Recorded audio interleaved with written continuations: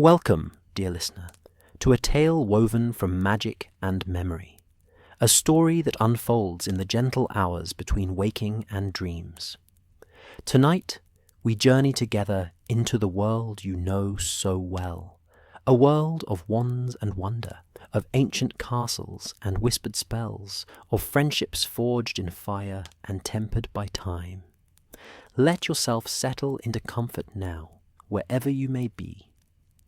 Feel the weight of the day lifting from your shoulders like morning mist, rising from the black lake. Breathe deeply, and with each breath, allow yourself to drift closer to that peaceful place where stories live and magic feels real. Our tale tonight is one of courage and consequence, of three souls who survived a war only to discover that peace brings challenges all its own. This is the story of Harry Potter, Ron Weasley, and Hermione Granger. Not as students, not as soldiers, but as something new entirely. This is the story of their becoming, of their transformation from children who defeated darkness into guardians who would protect the light. The war had ended, dear listener, as you well know. Lord Voldemort had fallen in the Great Hall of Hogwarts, his body turning to ash as the first rays of dawn touched the ruined stones. The magical world had exhaled, a collective breath held for years, finally released. But endings, as any wizard worth their wand knows, are merely beginnings, wearing different robes. In the months that followed that terrible, beautiful dawn, the wizarding world began the slow, painful work of healing. Hogwarts' School of Witchcraft and Wizardry reopened its doors, though the castle itself seemed older somehow, its stones heavy with memory. The Ministry of Magic, shaken to its foundations by infiltration and betrayal, rebuilt itself piece by careful piece. And three young people, barely more than children, really, though they had seen and done things that would have broken wizards twice their age, faced a question they had never expected to confront. What now? So settle in, dear listener. Let the outside world fade away. Tonight, we watch as Harry, Ron, and Hermione step forward into a future uncertain and untested, carrying with them the weight of what they have survived and the hope of what they might become. Close your eyes, if you wish. Listen to the gentle rhythm of this tale, and as you drift towards sleep, know that courage comes in many forms, and that even heroes must learn to be human again. Let us begin. As dawn breaks over a world made whole again, three souls stand at the threshold of tomorrow, carrying yesterday's scars and tomorrow's promise. The summer after the war was unlike any summer the wizarding world had ever known. It was a season of contradictions, dear listener, of jubilation and grief intertwined like the threads of a tapestry, too complex for simple eyes to comprehend. In Diagon Alley, shops reopened with cheerful determination, their windows gleaming with fresh paint and renewed enchantments. Weasley's wizard wheezes blazed with colour and laughter, though George Weasley's smile never quite reached his eyes the way it once had. The leaky cauldron bustled with witches and wizards eager to drink to victory, to toast fallen friends, to simply be alive and together in a world where fear no longer lurked in every shadow. But beneath the celebration ran a current of sorrow, deep and dark as the waters of the lake beneath Hogwarts. Memorial services were held in every wizarding community. Names were carved into monuments of white marble that gleamed in the sunlight. Families who had lost loved ones moved through the world like ghosts themselves, present but not quite whole. The war had ended, yes, but its echoes would reverberate through countless lives for years, perhaps generations to come. Harry Potter stood at the window of number 12, Grimmauld Place, watching rain streak down the glass in patterns that reminded him, uncomfortably, of tears. The house that had once belonged to Sirius Black, his godfather, gone now these 3 years, had become something of a refuge in the aftermath. It was quiet here, at least. Private. The press couldn't find him easily, though Merlin knew they tried. Every day brought new requests for interviews, for photographs, for statements about the future of the wizarding world. He was 18 years old, and sometimes he felt ancient. The house was different now, Harry reflected, turning from the window to survey the drawing room. Kreacher had worked tirelessly to transform it from the gloomy mausoleum it had been under the Black family's occupation. The walls had been repainted a warm cream colour. Curtains in deep burgundy let in the grey summer light. The portrait of Mrs. Black had been removed entirely, a process that had required 3 professional curse-breakers, and had cost Harry a small fortune, but had been worth every galleon for the silence that followed. Still, sometimes, in the quiet moments, Harry could almost hear Sirius's laugh echoing through the halls, could almost see his godfather sprawled in an armchair, feet up, regaling them with stories of his youth. The memories hurt, but Harry had learned to carry pain the way one carries a stone in their pocket, always present, but manageable. "Tea, Master Harry?" Kreacher's voice creaked like an old door, and Harry turned to find the house elf standing in the doorway, a silver tray hovering beside him, laden with a pot and cups. "Please, Kreacher, thank you." Harry managed a smile. "Are Ron and Hermione here yet?" "Miss Granger arrived 10 minutes ago, Master Harry. She is in the library, naturally." There was something almost fond in Kreacher's gravelly tone now when he spoke of Hermione. "Master Ron sent word by owl that he will be late. Something about his mother, and a jumper." Harry's smile became more genuine. Some things, at least, never changed. He found Hermione exactly where Kreacher had indicated, curled in one of the library's deep wing-back chairs, with a book open on her lap. But she wasn't reading, Harry noticed. Instead, she was staring out the rain-streaked window with an expression he had learned to recognize over 7 years of friendship. She was thinking, processing, planning. "You're going to wear a hole in the universe with all that thinking," Harry said gently, and Hermione started, then laughed. "Sorry, I was just—" She trailed off, closing the book with a soft thump. "Thinking about tomorrow." Tomorrow. The word hung in the air between them, heavy with significance. Tomorrow they would begin training as Aurors. It had been Harry's idea, originally, though calling it an idea made it sound more deliberate than it had been. In truth, it had been more of a desperate grasp for purpose in the formless months after the war. When Kingsley Shacklebolt, newly appointed Minister for Magic, had personally offered Harry a position in the Auror department, waiving the usual requirements of NEWTS and prior experience, Harry had accepted almost without thinking. Ron had joined immediately, of course. Where Harry went, Ron followed, had followed since they were 11 years old and facing down a mountain troll in a girl's bathroom. It was the natural order of things, like the sun rising in the east, or Hermione knowing the answer to every question. Hermione herself had taken longer to decide.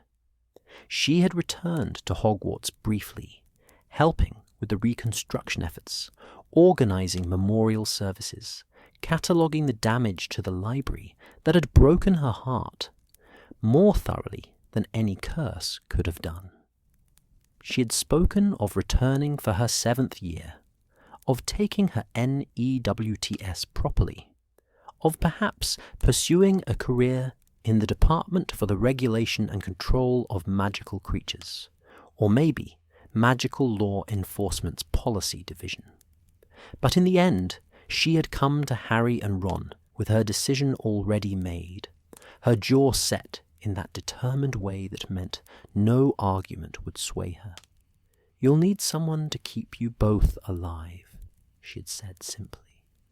"And besides, if we're going to change the system, we need to be in it." That was Hermione, dear listener, always thinking 3 moves ahead, always seeing the larger picture, even when the rest of them could barely focus on the present moment. Now, in the quiet library at Grimmauld Place, with rain drumming against the windows and the afternoon growing dim, Hermione met Harry's eyes with a mixture of excitement and trepidation that he suspected mirrored his own expression. "Are you nervous?" she asked softly. "Terrified," Harry admitted, sinking into the chair opposite hers. "Is that mad? I've fought Voldemort. I've died and come back. But the idea of walking into the Ministry tomorrow as a trainee, following orders, filling out paperwork—" He laughed, but there was no humour in it. "It feels impossible." "It's not mad at all." Hermione leaned forward, her bushy hair falling around her face in the way Harry had found comforting since they were children. "Harry, we've spent the last 7 years in survival mode. Crisis after crisis, danger after danger. We never had time to think about the future because we didn't know if we'd have one. And now we do, and it's—" She searched for the word. "Overwhelming," Harry supplied. "Overwhelming," she agreed. "But we'll figure it out. We always do." The fire crackled in the grate, sending dancing shadows across the book-lined walls. Outside, the rain intensified, and somewhere in the distance, thunder rumbled like a sleeping giant turning over in its sleep. Harry closed his eyes and let the sounds wash over him. The rain, the fire, Hermione's steady breathing, peaceful sounds, safe sounds.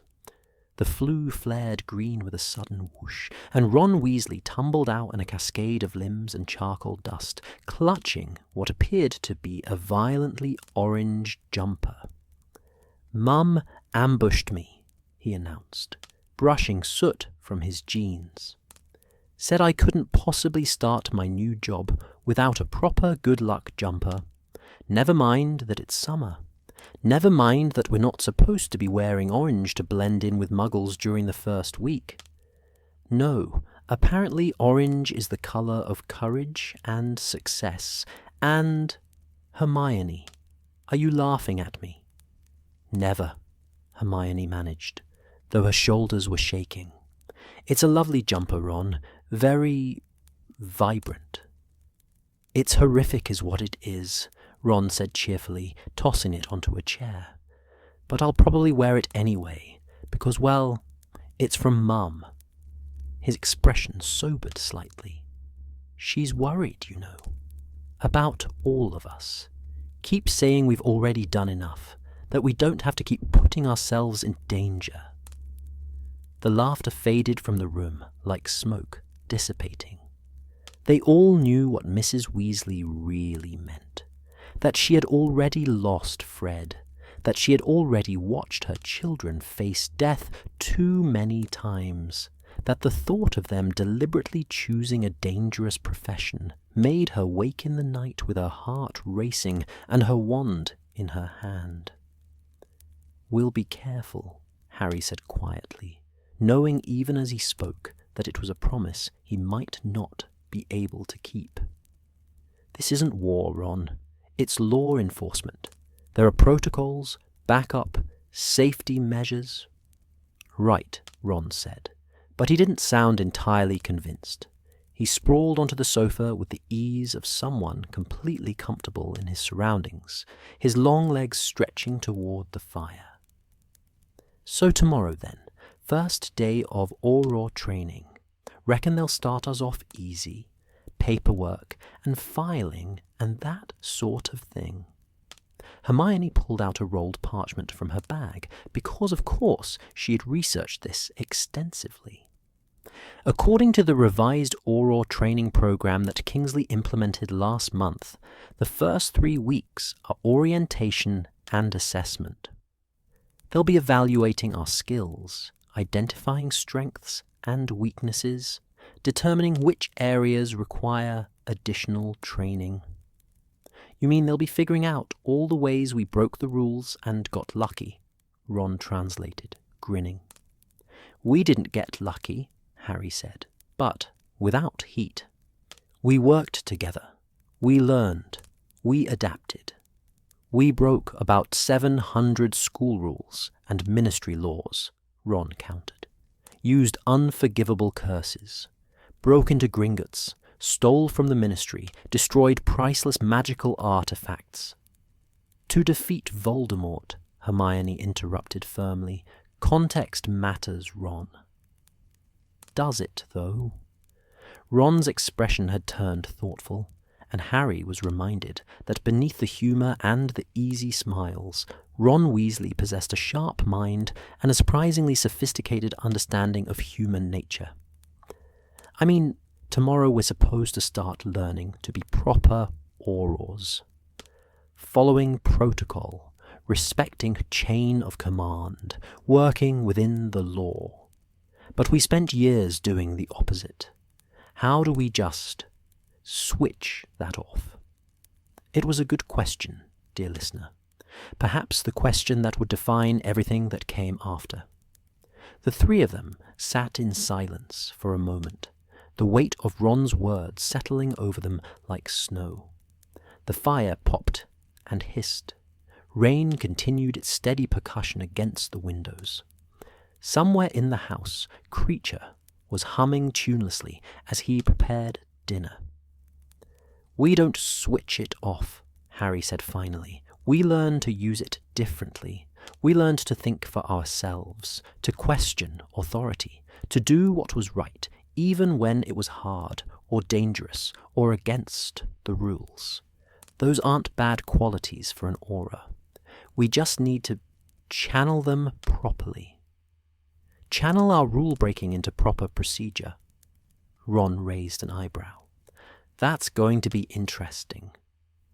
We'll manage, Hermione said with more confidence than Harry suspected she felt. We've handled worse than bureaucracy. Have we, though? Ron's grin was back. I faced giant spiders, and I'd still rather do that again than fill out forms in triplicate. They talked into the evening, dear listener, as the rain continued its soft assault on London, and the magical world beyond the windows began lighting its lamps against the gathering dark. They talked about training, about the future, about their fears and hopes, and the strange sensation of moving forward into uncertainty without a Dark Lord to fight or a prophecy to fulfill. They talked about the fallen. Fred, Tonks, Lupin, Colin Creevey, Lavender Brown, and so many others whose absences carved holes in the world. They talked about survival and guilt, about why they had lived when so many hadn't. These were conversations they'd had before, in various forms, but they bore repeating. Grief, Harry had learned, wasn't something you overcame. It was something you learned to carry, like a scar that ached in cold weather, but became part of who you were. Eventually, Creature announced dinner, and they moved to the kitchen. No longer the gloomy dungeon it had been, but now a warm, comfortable space with copper pots hanging from hooks and herbs growing in enchanted pots on the windowsill. They ate Mrs. Weasley's shepherd's pie, which Ron had smuggled out in addition to the jumper, and argued amiably about Quidditch, and gossiped about their former classmates, and avoided talking about tomorrow, until tomorrow felt less like a looming storm and more like just another day. After dinner, Hermione returned to the library to review her notes one final time, because of course she had notes. Ron and Harry stepped out into the small back garden where the rain had finally stopped and stars were beginning to appear in the breaks between the clouds. "Weird, isn't it?" Ron said after a while, his hands shoved deep in his pockets.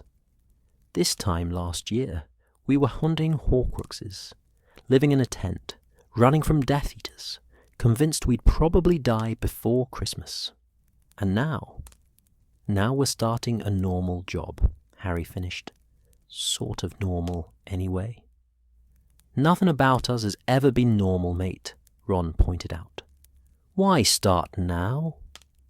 Harry laughed, and it felt good. Genuine laughter, untainted by the bitterness that sometimes crept into his humour. Fair point. They stood together in comfortable silence, these two young men who had been through more than most wizards experienced in a lifetime. Above them, the stars wheeled in their ancient patterns, indifferent to human concerns. A cool breeze rustled the leaves of the rowan tree at the garden's edge, carrying with it the scent of rain-soaked earth and growing things. "Harry," Ron said quietly, "whatever happens tomorrow, whatever they throw at us, we'll handle it, together, like always." "Like always," Harry agreed, and standing there in the garden at Grimmauld Place, with his best friend beside him, and Hermione visible through the library window, surrounded by books and determination, Harry felt something he hadn't felt in a long time. Not happiness exactly. That felt too simple, too bright for the complicated tangle of emotions in his chest. But hope, perhaps. Purpose. The sense that there was a path forward, even if he couldn't yet see where it led. The war was over, dear listener. The war was over, and tomorrow they would begin learning how to be more than survivors. Tomorrow they would begin the long, difficult work of building something new from the ashes of everything that had burned. Tomorrow they would take their first steps as Aurors. But tonight, they were simply three friends sharing a quiet evening, finding peace in each other's company, gathering strength for whatever challenges awaited. And that, perhaps, was enough. As the evening drew on and the stars grew brighter, one by one, the lights in Grimmauld Place dimmed. Hermione eventually closed her books and accepted Harry's offer of a guest room. Ron flew home to the Burrow, promising to meet them at the Ministry entrance at 8 sharp. Harry climbed the stairs to his bedroom, where moonlight streamed through the window and made silver patterns on the floor. He thought about tomorrow, about putting on robes that marked him as a trainee, about walking into the Ministry not as the chosen one, but as a student again, about learning to work within a system he had spent years circumventing or outright defying. It should have felt like a step backward, dear listener, but somehow, strangely, it felt like moving forward, like choosing a path rather than having one forced upon him, like deciding who he wanted to be rather than accepting who everyone else thought he should be. Harry Potter climbed into bed and closed his eyes. Outside, London hummed with its nighttime song, Muggle and magical lives intertwining in the ancient city's streets. And in the morning, when the sun rose over the Ministry of Magic, and 3 young people stepped through its entrance with hearts full of determination and heads full of doubts, a new story would begin. The quiet streets of Knockton Alley held secrets, and 3 young Aurors were about to learn that darkness does not surrender easily, even in a world made new. The Ministry of Magic at 8 o'clock in the morning was a place of controlled chaos, dear listener. A symphony of magical bureaucracy, played in 100 different keys at once. The great atrium stretched upward like a cathedral built for wizards, its peacock blue ceiling inlaid with gleaming golden symbols that moved and shifted in patterns too complex for casual observation. The floor, polished to a mirror shine, reflected the comings and goings of hundreds of witches and wizards, all hurrying to their various departments with the determined purposefulness of worker bees attending their hive. Memos flew overhead in paper airplane formations, occasionally dive-bombing unsuspecting employees. The fireplaces along one wall roared with green flame as new arrivals stumbled through, brushing soot from their robes and checking their watches with expressions of mild panic. And there, standing just inside the entrance with expressions that mingled determination and nervousness in equal measure, stood Harry Potter, Ron Weasley, and Hermione Granger. They were not alone, dear listener. Kingsley Shacklebolt's revised Auror program had attracted 12 new trainees in total, a mix of fresh recruits and, like Harry and his friends, individuals who had fought in the war and sought to channel their experience into something constructive. Harry recognized a few faces. Susan Bones, whose aunt had died at Voldemort's hand, Dean Thomas, who had spent months on the run, and Ernie Macmillan, still pompous but tempered now by loss and experience. "Welcome to the Auror office," came a brisk voice, and they turned to find a witch with close-cropped grey hair and sharp amber eyes surveying them with the assessing gaze of a hawk examining potential prey. "I am Gawain Robards, head of the Auror office. For the next 3 years, assuming you survive the training, you will answer to me, your supervising Aurors, and the laws of magical Britain. Is that understood?" A chorus of "Yes, sir," rippled through the group. Robards nodded curtly. "Good. Follow me." They descended, dear listener, into the depths of the ministry, past department after department, until they reached Level 2, the Department of Magical Law Enforcement. The corridor here was darker, the atmosphere more serious. Training dummies lined one wall, frozen in various states of defensive posturing. Wanted posters shifted and moved on notice boards, the faces of dark wizards still at large, staring out, with expressions ranging from defiance to madness. The Auror office itself was a large, open space, divided by cubicles and partitioned areas for meetings. Maps covered entire walls, maps of Britain, of magical communities, of known dark wizard hideouts. A massive chart tracked ongoing cases with strings of red and black connecting names and locations in patterns that looked almost like spiderwebs. The air smelled of parchment, coffee, both magical and muggle varieties. And something else, tension, perhaps, or the lingering traces of protective enchantments.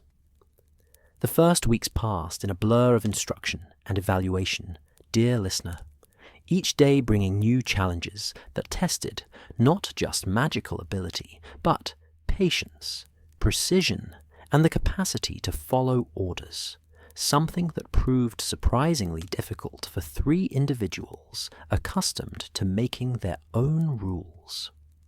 They learned the proper procedures for investigating dark magic, how to secure a scene, catalogue evidence, trace spell signatures. They studied magical law until Hermione's eyes gleamed with the particular joy she always found in mastering complex information, while Ron struggled to stay awake during lectures on the nuances of Wizengamot precedent. They practiced defensive spells and counter-curses, duelled under the watchful eyes of senior Aurors, who offered critiques that ranged from encouraging to brutally honest. Harry discovered that being famous made training simultaneously easier and harder. Senior Aurors sometimes deferred to him in ways that made him uncomfortable, while others seemed determined to prove he deserved no special treatment whatsoever. He preferred the latter, truth be told. At least harsh criticism felt honest. Ron excelled at tactical thinking, at seeing patterns in criminal behavior that others missed. "It's like chess," he explained once, pointing at a case file spread across their shared desk. "You have to think 3 moves ahead, figure out where they'll go before they know themselves." And Hermione absorbed everything, like a particularly determined sponge, filling notebook after notebook with observations, regulations, and insights. She raised her hand in every briefing, asked questions that made senior Aurors pause and reconsider their assumptions, and generally made everyone else look slightly underprepared by comparison. But for all the studying and practicing, dear listener, real casework remained tantalizingly out of reach. They were trainees, after all, observers, not participants. They sat in on briefings, but contributed nothing. They reviewed case files, but couldn't investigate. They were learning to swim while standing on the shore, watching others plunge into the water. Until one grey October morning 3 months into their training, everything changed. Robards called them into his office. Just the 3 of them, Harry noticed, not the entire trainee cohort. The head Auror's office was spare and functional, its walls lined with commendations and, more grimly, photographs of fallen Aurors. A window looked out over Muggle London, the ordinary world carrying on its business oblivious to the magic happening beneath its feet. "Sit," Robards commanded, and they sat. He studied them for a long moment, his weathered face unreadable. Then he slid a thin folder across the desk. "Death Eater sympathizers," he said flatly. "Operating out of Nocturne Alley. Small time, probably. Selling dark artifacts, maybe offering sanctuary to individuals still wanted for war crimes. We've had rumors for weeks, but nothing concrete. They're careful, cautious. They know we're watching." Hermione leaned forward, her eyes sharp with interest. "What do you need from us?" "Information," Robards said. "We need to know who's involved, what they're selling, and whether they're connected to any larger network. But here's the problem. Every Auror in this department is known. We can't send in anyone official without tipping them off. We need fresh faces, people they won't recognize as law enforcement." Understanding dawned slowly, like sunrise creeping over a landscape. "You want us to go undercover?" Harry said quietly. "I want you to investigate," Robards corrected. "Carefully, quietly. You'll pose as potential buyers, young people with gold to spend, and morals flexible enough to shop in Nocturne Alley. You'll ask questions, make contacts, and report back. Nothing heroic, nothing dangerous. Just information gathering. Think you can handle that?" Ron and Hermione looked at Harry, a habit so ingrained that none of them even noticed it anymore. And Harry, feeling the familiar weight of responsibility settle onto his shoulders like an old cloak, nodded. "When do we start?" Nocturne Alley, dear listener, had not improved with peace. If anything, the crooked street seemed darker than Harry remembered, its buildings leaning together like conspirators sharing secrets. its cobblestones slick with something that might have been water, but probably wasn't. Shops hunched along both sides, their windows grimy, and their signs written in scripts that seemed to writhe and shift when you looked at them directly. The air smelled of decay and dark magic, and things best left unexamined. It was late afternoon when they entered, that uncertain hour when day begins its slow surrender to night. The alley was quiet, but not empty. Figures moved in doorways and disappeared into shops, their faces hidden beneath hoods or obscured by glamour charms. No one made eye contact. No one lingered in the open spaces. It was a place of quick transactions and quicker exits, where trust was a commodity more valuable and rare than gold. They had dressed carefully for this, dear listener, shedding their training robes for clothes that suggested money without flaunting it. Harry wore a dark jacket with enough pockets for a wand and various emergency supplies. Hermione had tamed her hair into submission and wore robes of deep forest green that made her look older, more sophisticated. Ron had reluctantly agreed to abandon his beloved Chudley Cannon's merchandise in favour of nondescript black that let him blend into shadows. "Remember the plan," Hermione murmured as they walked, her voice barely audible. "We're just looking around, being curious. If anyone asks, we're interested in defensive artifacts, things that aren't quite legal but aren't overtly dark either. We establish ourselves as potential customers, nothing more."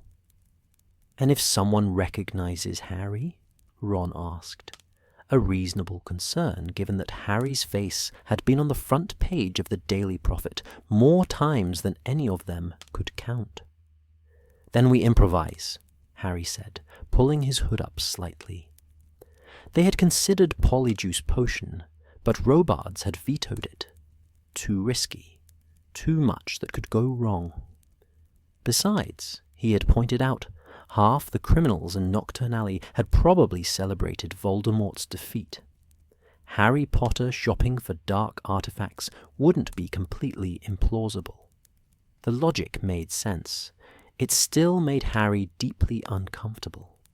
They started at the less dangerous end of the alley, shops that sold ingredients for potions of questionable legality, books on hexes that towed the line between dark and merely unpleasant, artifacts that promised protection through methods the Ministry frowned upon but couldn't quite forbid. They browsed with calculated disinterest, asking occasional questions, letting themselves be seen. The shopkeepers watched them with hooded eyes, taking in their youth, their obvious nervousness, despite attempts to appear casual. No one was fooled, Harry realized.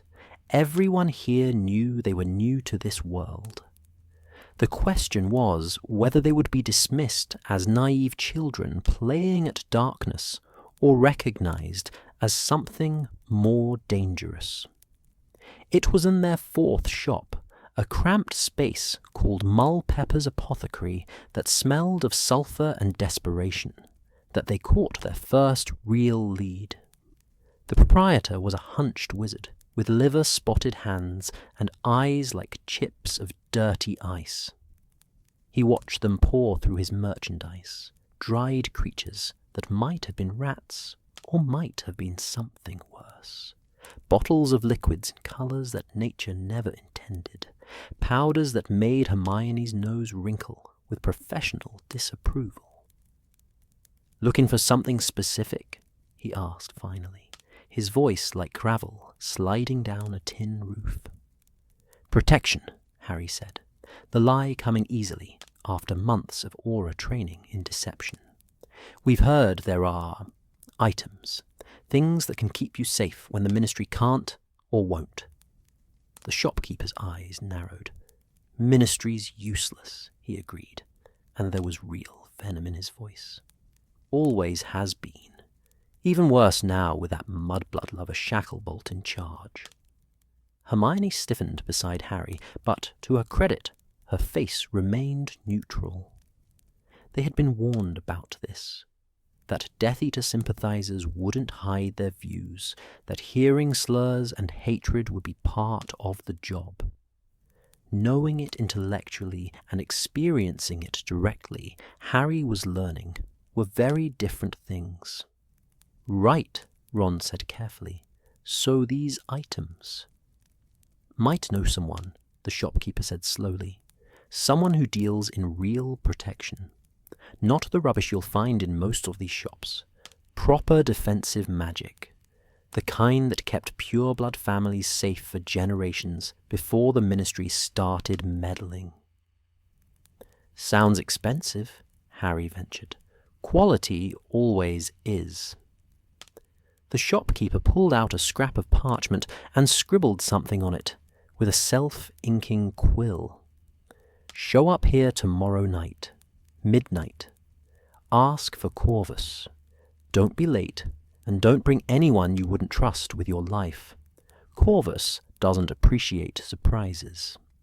He handed the parchment to Harry, who took it carefully, trying not to let his hand shake. An address, an abandoned building on the very edge of Nocturne Alley. The sort of place where screams wouldn't carry and bodies wouldn't be found for days. Tomorrow night, Harry confirmed. Midnight. They left the shop with measured steps, resisting the urge to run, to put distance between themselves and the malice that had radiated from the old wizard like heat from a furnace.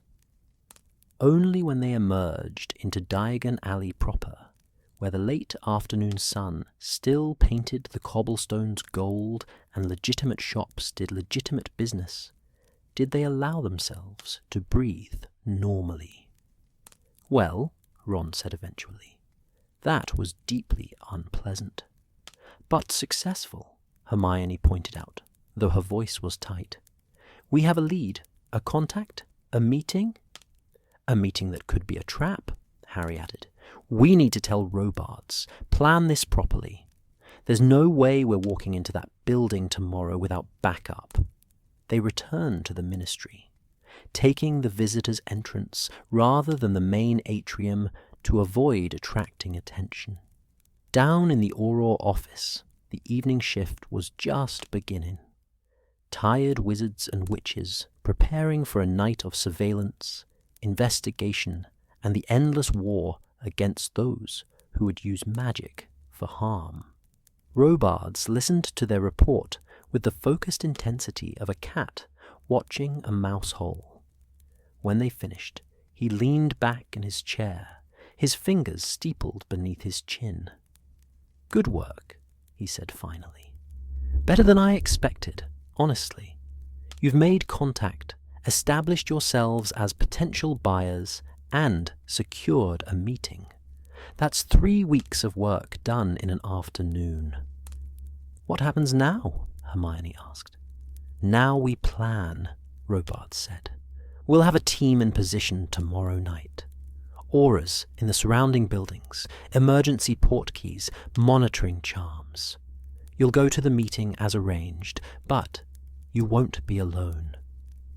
If this Corvus is who I think he is, and I have my suspicions, this could lead us to a network we've been trying to crack for months. And if it's a trap, Ron asked bluntly, then we spring you out, Robards said. This is information gathering, not heroics. You ask your questions, you observe, you leave. If anything feels wrong, you signal us, and we extract you immediately. Understood. They nodded, but Harry could feel the tension radiating from his friends, matching his own. This was real, dear listener. Not training exercises with predetermined outcomes, not hypothetical scenarios discussed in his lectures. This was the actual work of an Auror. Dangerous, uncertain, with lives potentially hanging in the balance. That night, Back at Grimmauld Place, the three of them sat around the kitchen table, reviewing their plan over and over until the words stopped making sense. Hermione made lists of things that could go wrong, of backup plans, of the questions they should ask, and the warning signs that would indicate danger. Ron paced, working through tactical scenarios the way he worked through chess problems, thinking 3 moves ahead. Harry simply sat, feeling the familiar pre-battle tension building in his chest, the heightened awareness that came before violence or danger. "We don't have to do this," Hermione said quietly, around 11. "We could tell Robards we're not ready, that we need more training." "We could," Harry agreed, "but we won't." "Why not?" she challenged. Harry considered the question, trying to put into words something he barely understood himself. "Because this is what we signed up for. Because there are Death Eater sympathizers out there, still operating, still spreading hate, and possibly helping war criminals escape justice. Because we spent 7 years fighting Voldemort, and now we have a chance to fight what he left behind. Not with curses and battles, but properly, legally, within the system." "That's very noble," Ron observed. "Also, possibly mental." "Probably both," Harry conceded with a slight smile. Hermione looked between them, her expression softening. "Together then?" "Always together," Ron confirmed. And there, dear listener, in the warm kitchen of Grimmauld Place, with midnight approaching and danger waiting in the wings, 3 young people made their choice.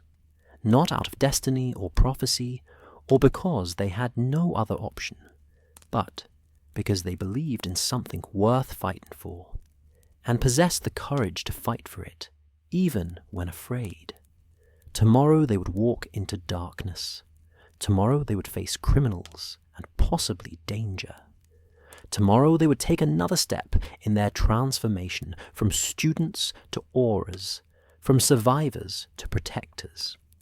But tonight, they simply sat together, drawing strength from friendship and shared purpose, preparing themselves for whatever came next. The candles burn low. The fire in the grate settled into glowing embers. Outside, London moved through its nighttime rhythms, and far away in Nocturne Alley, a meeting was being prepared that would change everything. In the forgotten corners of the wizarding world, where greed and ambition twist like serpents in the dark, 3 young Aurors would discover that some shadows run deeper than anyone suspected. The midnight meeting in Nocturne Alley went better than expected, dear listener, which should have been their first warning that something larger was at play. Corvus, a pale wizard with silver rings on every finger and a smile that never reached his cold grey eyes, had been surprisingly forthcoming once Harry, Ron, and Hermione had proven themselves serious buyers with gold to spend. He showed them cursed amulets that promised protection through sacrifice, dark detectors that operated on principles the Ministry had banned decades ago, and defensive charms woven with magic so old and questionable that even Hermione had difficulty identifying their origins. They had bought nothing, claiming they needed time to consider their options, but they had learned much. Corvus wasn't working alone. He mentioned suppliers, distributors, a network that spanned beyond Britain's borders. He spoke of items coming in from Eastern Europe, from Egypt, from places where magical regulation was loose and moral considerations even looser. And most importantly, he had invited them back. Next week, he'd said, those cold eyes studying them with an intensity that made Harry's scar prickle uncomfortably. "I'll have something special to show you. Something that will make everything we discuss tonight seem like children's toys. The Auror team had extracted them smoothly after the meeting, debriefing them in a safe house until dawn painted the sky with streaks of amber and rose. Robards had been pleased, more than pleased. They had penetrated deeper into the network in one night than months of traditional surveillance had achieved. But that success, dear listener, came with a price they were only beginning to understand. As autumn deepened into winter and the days grew short and cold, Harry, Ron, and Hermione found themselves drawn deeper into the investigation. What had begun as a simple case of Death Eater sympathizers selling dark artifacts revealed itself to be something far more complex. A sophisticated trafficking operation that moved magical objects across international borders with disturbing efficiency. The objects themselves ranged from merely illegal to genuinely dangerous. Cursed jewelry that fed on the wearer's life force. Spellbooks containing rituals that required human sacrifice. Artifacts stolen from tombs and museums, each one carrying centuries of dark magic like a disease. And worst of all, creatures, magical creatures, captured illegally and sold to collectors who cared nothing for the laws designed to protect them. It was the creatures that affected Hermione most deeply, dear listener. She had always cared for magical beings, house elves, centaurs, werewolves, all those who existed on the margins of wizarding society. To see them reduced to commodities, caged and transported like cargo, ignited a fury in her that burned cold and steady. "We have to stop this," she said one December evening, her hands clenched into fists as she studied a case file spread across their shared desk in the Auror office. The file detailed the seizure of a shipment from Romania. 3 young dragons, barely past hatchlings, drugged and bound in crates designed for shipping potions. One hadn't survived the journey. "We are stopping it," Ron pointed out gently. "We're building a case. Gathering evidence. When we have enough, we'll shut down the entire operation." "How many creatures will die while we're gathering evidence?" Hermione demanded, and there was real anguish in her voice.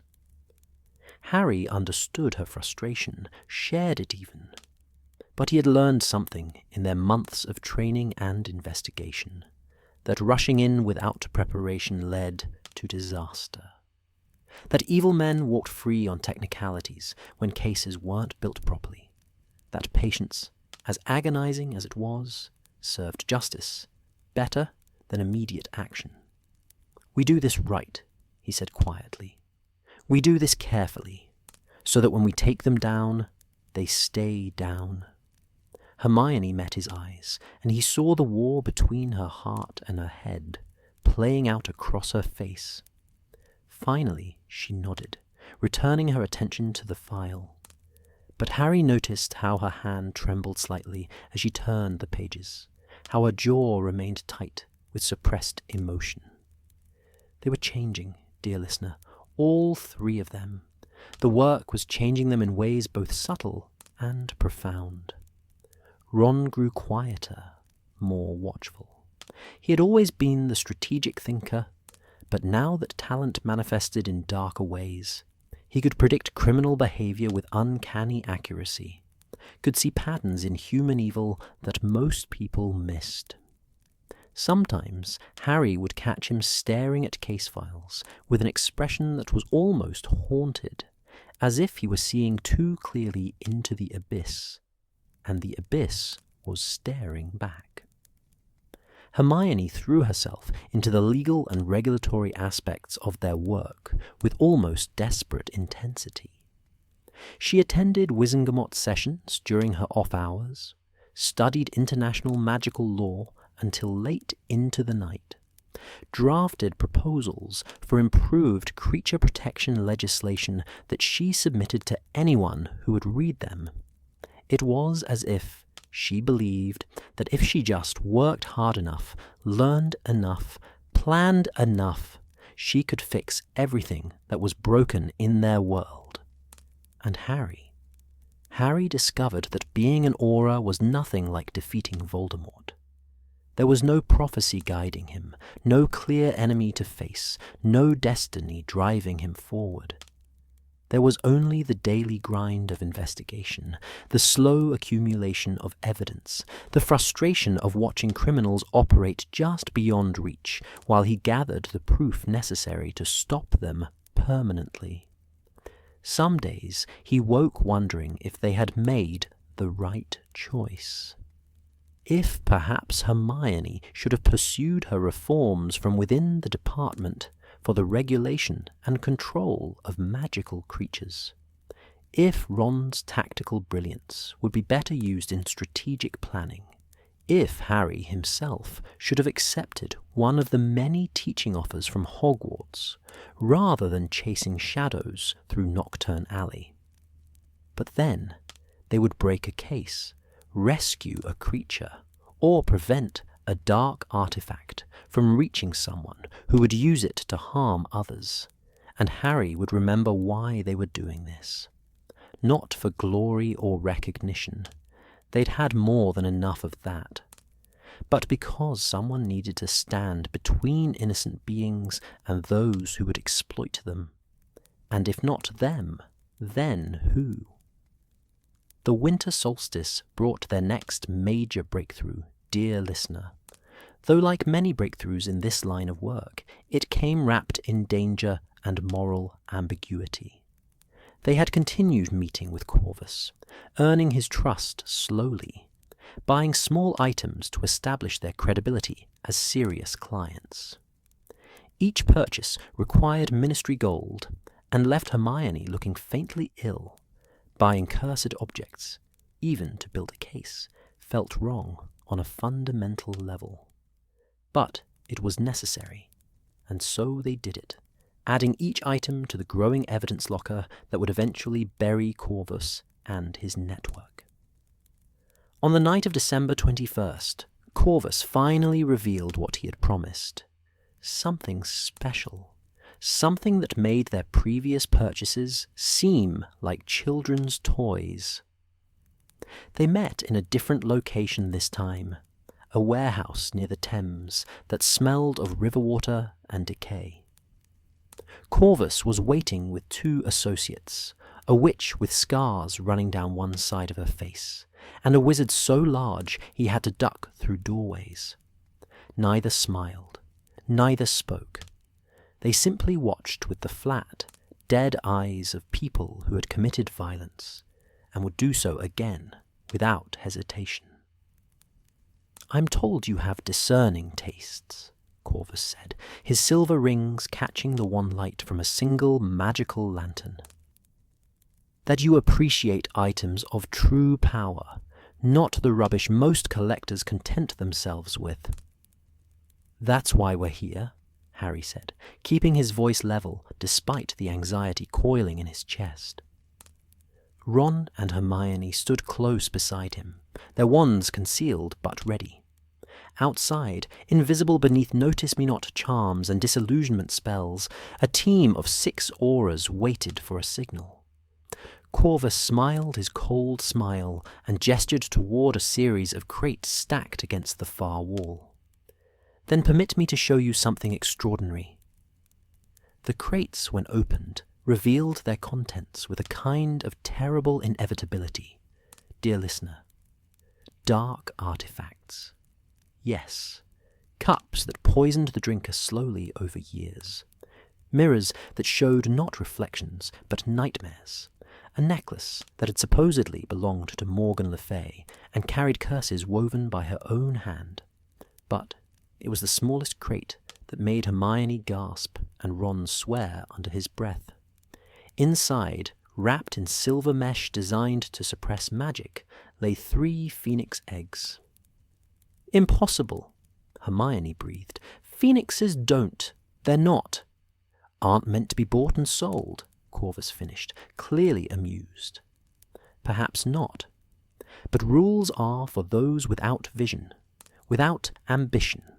A phoenix bound from birth, raised by someone who understands how to shape its loyalty.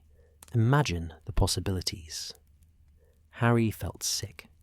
Phoenixes were sacred creatures, symbols of rebirth and hope, fiercely independent and impossible to truly own. Fawkes had chosen to companion Dumbledore, had chosen to help Harry when he needed it most. The idea of forcing that choice, of binding such a creature from the moment of its hatching, was an obscenity. "Where did you get them?" Ron asked, his voice tight. "Does it matter?" Corvus shrugged. "The world is full of wonders for those brave enough to reach for them. Egypt has its secrets, dear boy. Tombs that predate the pyramids. Magic that makes modern spellwork look like a child's first levitation charm. These eggs have been waiting for the right buyer for 3,000 years. I'm offering you the chance to be that buyer." They had to play their parts, dear listener. Had to pretend interest, ask about prices, negotiate terms. All while Harry's mind raced, calculating how to signal for backup without alerting Corvus and his associates. How to secure the eggs before they could be destroyed or moved. How to end this without anyone, including themselves, getting hurt. It was Hermione who provided the opening, though Harry suspected even she didn't plan it consciously. She reached toward the crate with the phoenix eggs, her hand trembling slightly, and Corvus moved to stop her, sharply, roughly, grabbing her wrist with enough force to leave marks. "Don't touch the merchandise," he snapped, and that was all the excuse Ron needed. His wand was out in a heartbeat, pointed directly at Corvus's chest. "Get your hands off her." The warehouse erupted into chaos. Corvus's associates drew their wands with practiced speed. Curses flew, jets of red and purple light that scorched the air and left ozone smell in their wake. Harry cast a shield charm that deflected a cutting curse towards the ceiling, where it gouged a line through ancient wood. Hermione stunned the scarred witch before she could complete whatever dark spell she'd been attempting. And then the Auror backup team burst through the warehouse doors, wands raised, voices shouting orders to surrender and drop weapons. The large wizard attempted to disapparate, foolish, given the anti-apparition wards that had been quietly established around the building. And the backlash from the blocked spell sent him crashing into a stack of crates that exploded into splinters. The fight, if it could be called that, was over in less than a minute. Corvus and his associates found themselves bound, disarmed, and surrounded by 6 very capable Aurors who had done this too many times to be surprised by resistance. But the aftermath, dear listener, the aftermath would stretch on for weeks. The artifacts were catalogued and secured, each one requiring specialized handling and containment. The phoenix eggs were transferred to the Department for the Regulation and Control of Magical Creatures, where experts would attempt to determine their origin and, hopefully, find a way to return them to the wild once hatched.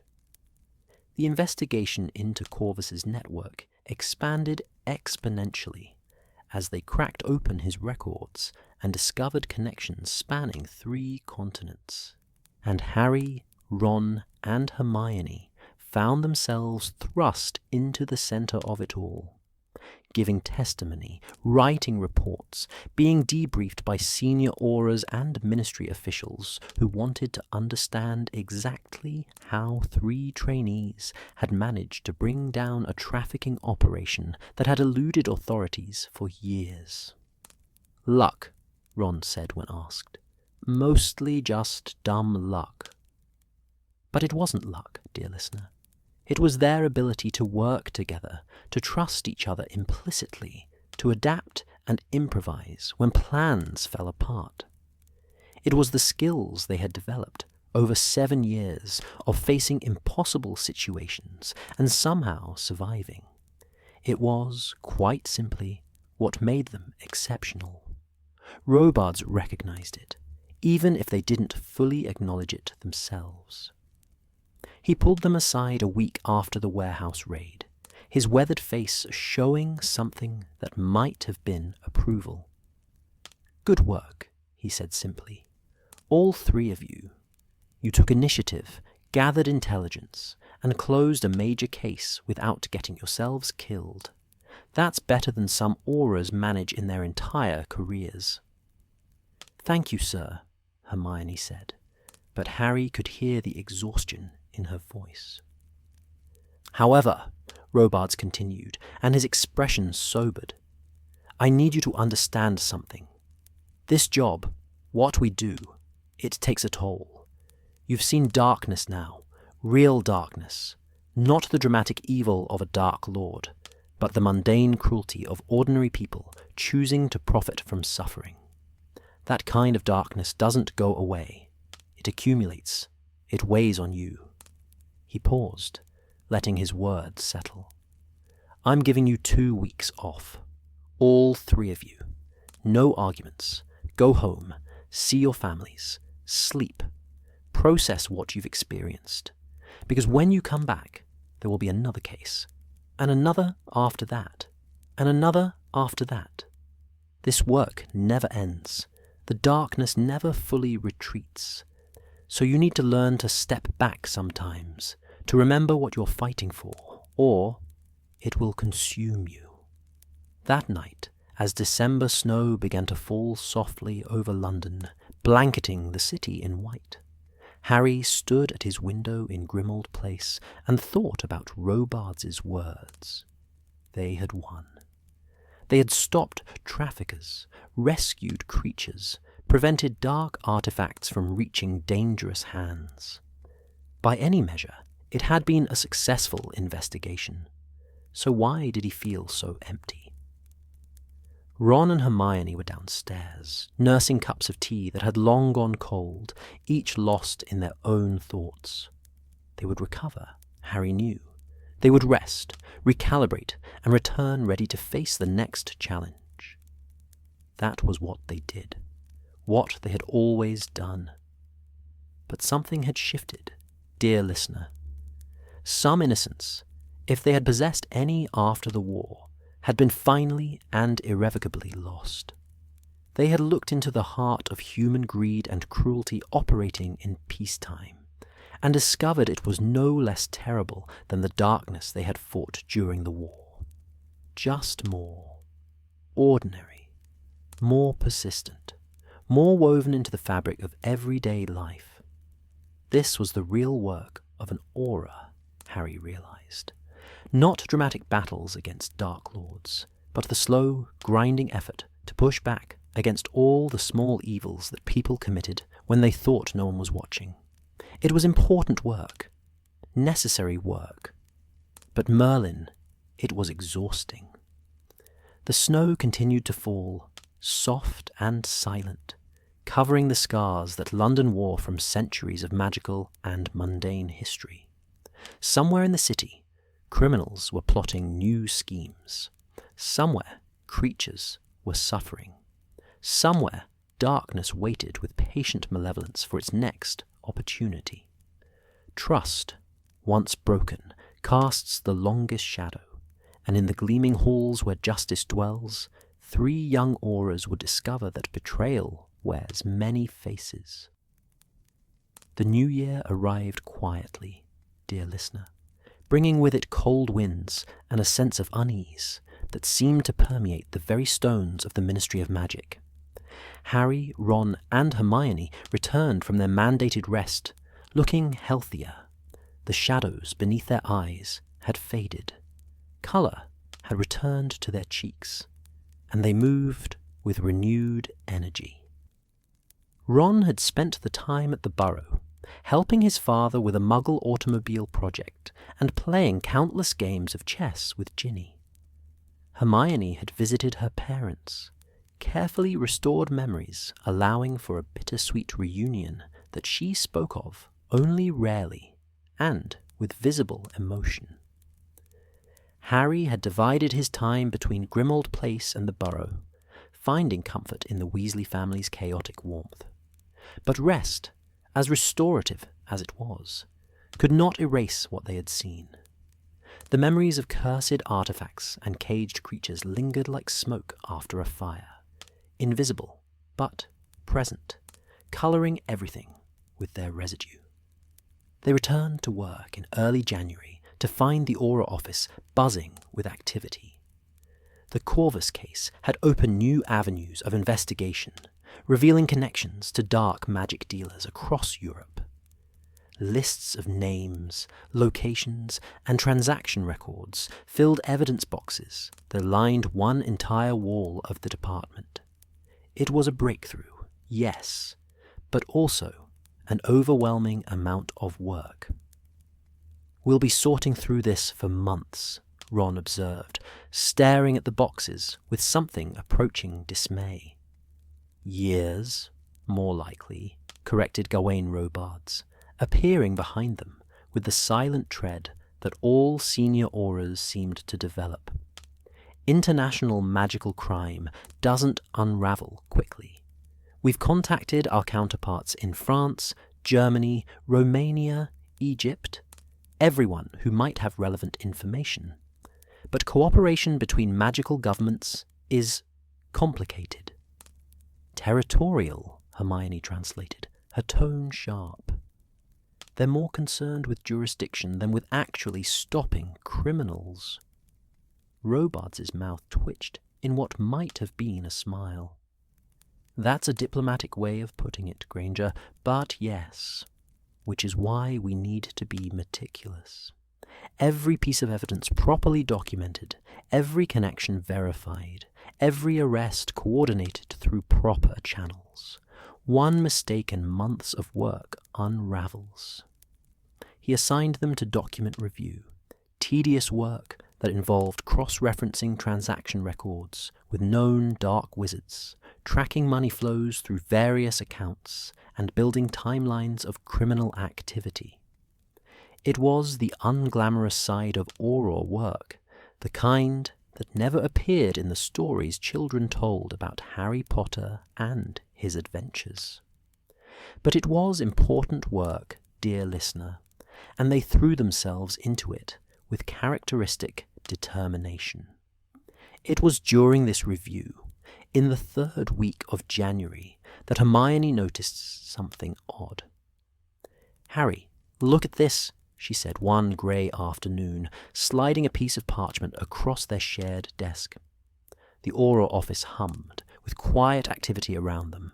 Quills scratching, memos fluttering overhead, the occasional burst of conversation from nearby cubicles. Harry studied the parchment, a copy of a transaction record from Corvus's files. "What am I looking at?" "The date," Hermione pointed with one finger. "This sale happened on November 3rd, a cursed mirror sold to a collector in Bristol. But look at the notation here.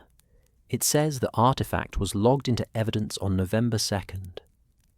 Ron leaned over, squinting at the record. "Maybe Corvus kept sloppy books? He didn't strike me as the type to worry about accurate accounting." "Corvus kept very accurate books," Hermione countered. "Criminal enterprise requires it. Money laundering, tax evasion, covering tracks. No, this isn't a clerical error. Someone logged this artifact into ministry evidence before it was even sold." The implications hung in the air like a physical presence, heavy and cold. "You're saying someone in the ministry tipped Corvus off," Harry said slowly. "Told him what we had seized so he could adjust his records accordingly." "I'm saying it's possible," Hermione corrected, but her expression suggested she thought it more than possible. And if I'm right about this one transaction, there might be others. There were others, dear listener, many others. Once they knew what to look for, the pattern became distressingly clear. Transaction dates that didn't quite align with evidence logs. Raids that found nothing because the criminals had been warned in advance. Witnesses who changed their statements after speaking with investigators. Information that leaked from the ministry to the very people they were investigating. They brought their findings to Robards in his office, spreading the evidence across his desk with hands that trembled slightly, not from fear, but from the magnitude of what they were suggesting. The head Auror studied the documents in heavy silence, his weathered face growing steadily grimmer. When he finally looked up, his eyes held a weariness that aged him a decade. "Do you understand what you're telling me?" he asked quietly. "There's a mole," Harry said. "Someone in the ministry, possibly in this department, is feeding information to the traffickers." "If that's true," Robards said, each word carefully measured, "then every ongoing investigation is compromised. Every case we're building could collapse. And worse, people could die.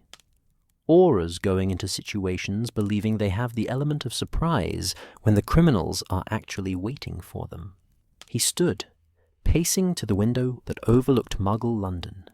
Snow was falling again, soft flakes that dissolved against the glass. "This stays between us," he said finally, turning back to face them. "Tell no one, and I mean no one, what you've discovered. Not other trainees, not your families, not your closest friends in the department. Because until we identify who's responsible, anyone could be the leak." "Even you," Ron pointed out, and Harry winced at the bluntness, but Robards simply nodded. "Even me. Trust no one. Verify everything. And for Merlin's sake, be careful. Because if there is a mole, and they realize we're getting close, things will get dangerous very quickly." The investigation that followed was unlike anything they had experienced before, dear listener. This wasn't a matter of tracking criminals through Nocturne Alley or documenting dark artifacts.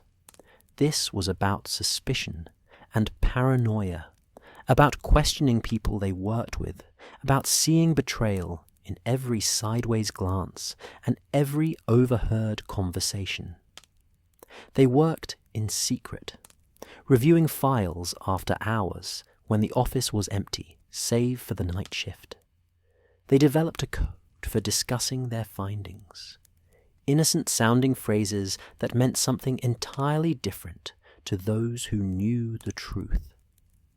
They watched their colleagues with new eyes, looking for signs of deception, for patterns of behavior that might indicate guilt. It was exhausting work, dear listener, and it wore on them in ways that physical danger never had.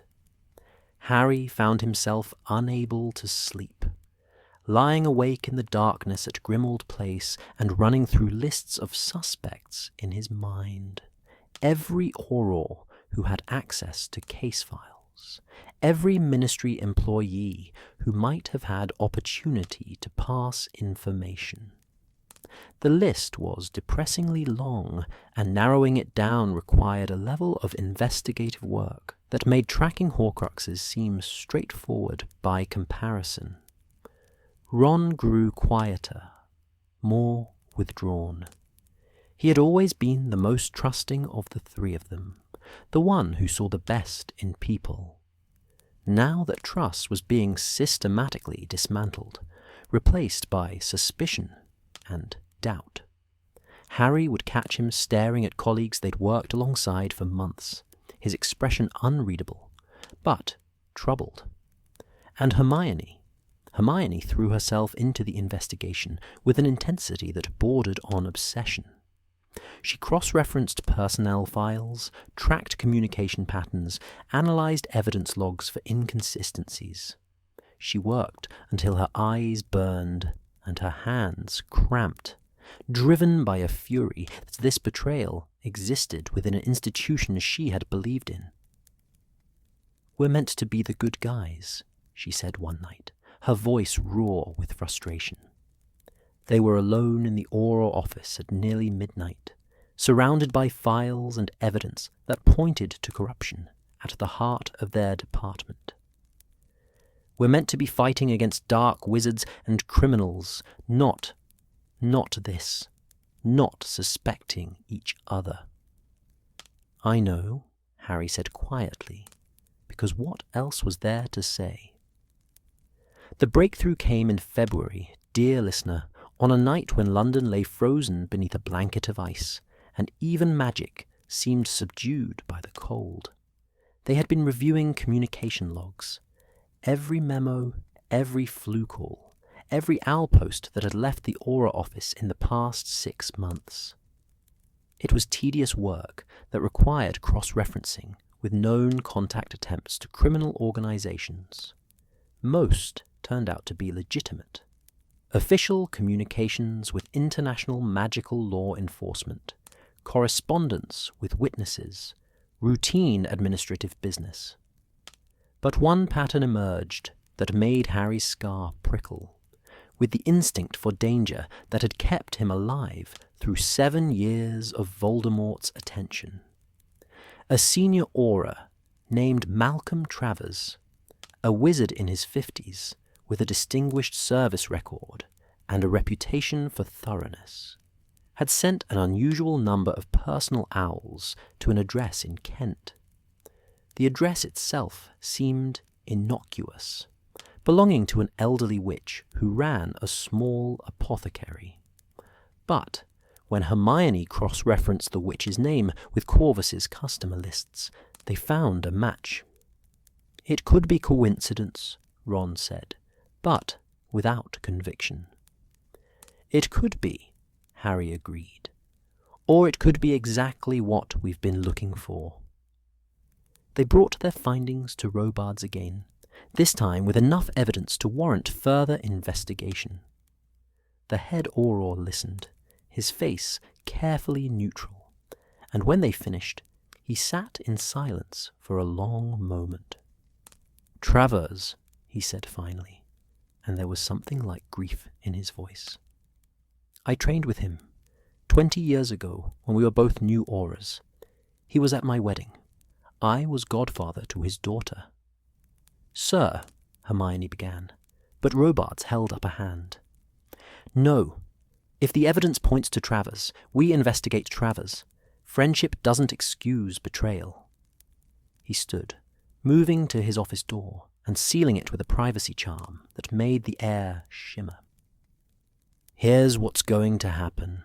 We'll put Travers under surveillance, quietly, carefully. We'll monitor his communications, track his movements, see who he contacts. If he's innocent, we'll know soon enough. And if he's not, then we have our mole," Harry finished. The surveillance lasted 3 weeks, dear listener. 3 weeks of watching and waiting and gathering evidence piece by careful piece. Travers went about his duties with apparent normalcy, investigating cases, writing reports, mentoring junior Aurors. But in the quiet moments, when he thought no one was watching, patterns emerged. Unauthorized flu calls to the apothecary in Kent. Meetings in out-of-the-way locations with individuals whose faces were hidden by glamour charms. Most damningly, a late-night visit to the evidence room where he accessed files he had no legitimate reason to review. The decision to confront him came on a cold March morning when frost still clung to the windows and the sun seemed pale and distant. Robards called Travers into his office. A routine meeting, nothing to raise alarm. Harry, Ron, and Hermione waited in an adjacent room, their wands ready, their hearts pounding. They heard Robards' voice through the wall, steady and professional, asking seemingly innocent questions about ongoing cases. They heard Travers' responses, equally professional, giving nothing away. And then they heard the moment when Robards laid out the evidence, the communications, the meetings, the unauthorized access. The silence that followed felt eternal, dear listener, stretching out like a held breath. When Travers finally spoke, his voice carried through the wall with terrible clarity. "You don't understand what you're interfering with, Gawain. This is bigger than a few smuggled artifacts, bigger than your precious department. There are forces at work, old families, old money, old magic. They were here before the Ministry, and they'll be here after it falls.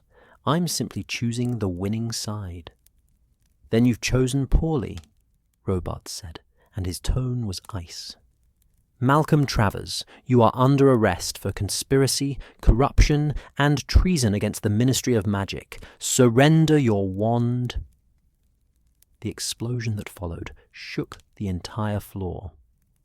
Travers had come prepared for this confrontation, dear listener, prepared with desperate contingencies. He blasted through the office wall in a shower of stone and plaster, stunning spells flying from his wand like deadly birds. Robards went down hard, blood streaming from a gash on his temple. Alarms began shrieking throughout the department. Harry burst through the door, with Ron and Hermione at his heels, their wands raised. Travers stood in the wreckage of Robards' office, his face twisted with something between rage and desperation.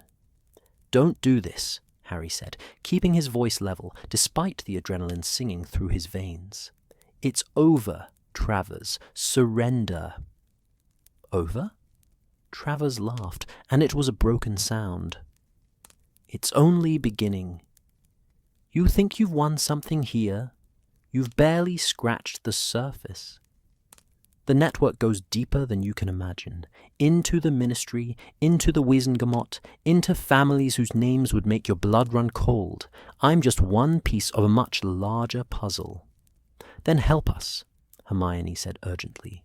"Tell us who else is involved. Make this right." For a moment, something flickered in Travers' eyes.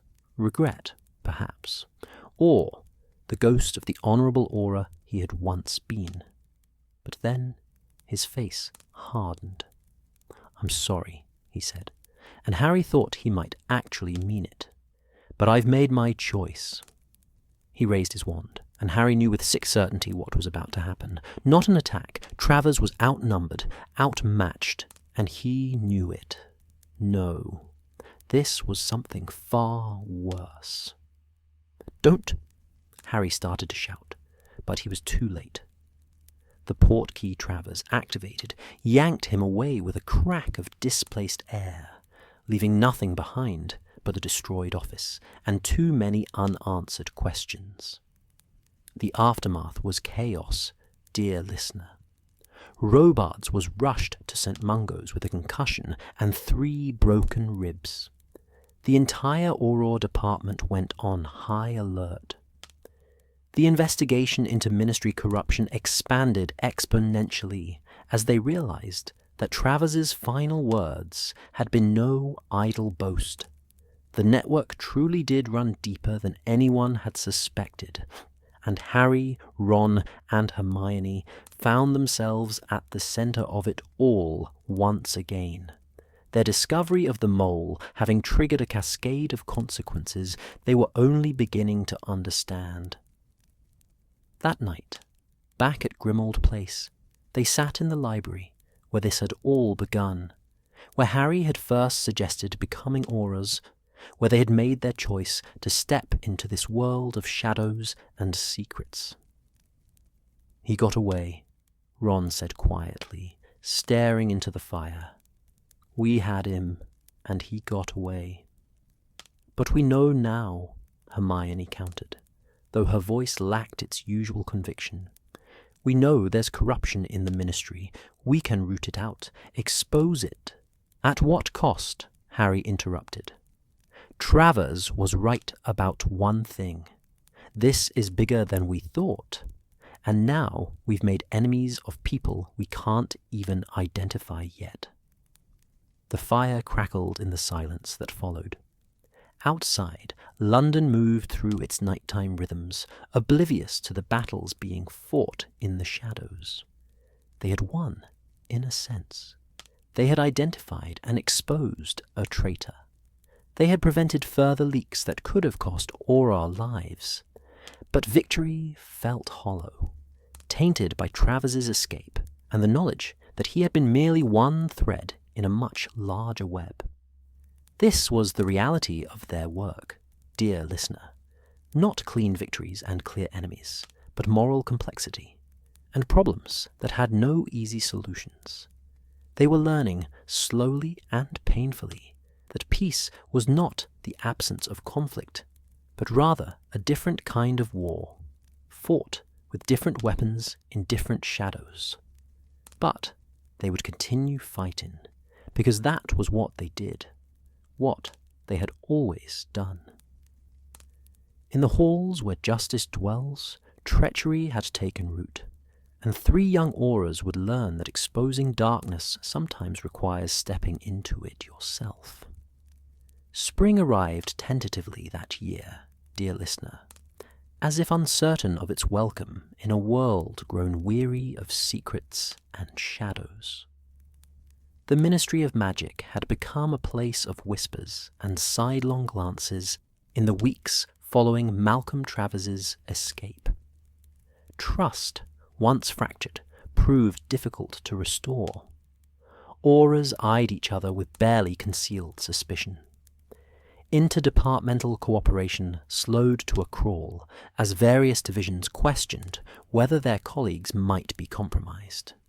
Even the memos that fluttered through the corridors seemed to fly with less confidence, as if afraid of being intercepted. Gawain Robards returned to work after 2 weeks at St. Mungo's, moving more stiffly than before, and bearing a scar across his temple that would never fully fade. He gathered at the Auror office for a department-wide meeting on his first morning back, his weathered face grave as he addressed the assembled witches and wizards. I won't insult your intelligence by pretending everything is fine, he said, his voice carrying to every corner of the room. One of our own betrayed us. He compromised investigations, endangered lives, and fled rather than face justice. Some of you worked with Malcolm Travers for years, called him friend, trusted him with your lives. He paused, letting the weight of those words settle. But we cannot let one man's betrayal paralyze us. We have work to do, criminals to catch, victims to protect, justice to uphold. So we will continue our duties with vigilance and care, trusting the evidence over assumptions, and remembering that the vast majority of people in this department are here because they believe in what we do. It was a good speech, dear listener, carefully crafted to restore morale without dismissing legitimate concerns. But speeches, however well-intentioned, could not erase the fundamental reality.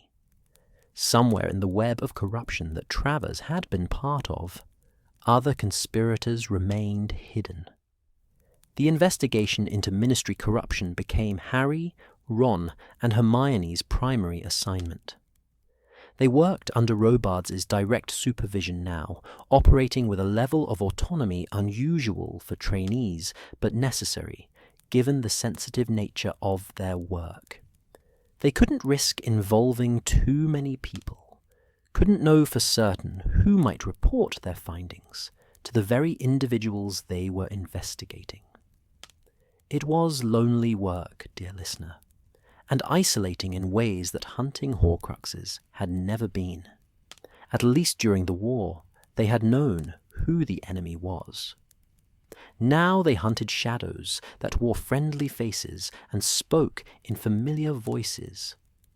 Hermione constructed elaborate timelines and connection maps that covered entire walls of a secure room Robards had set aside for their investigation.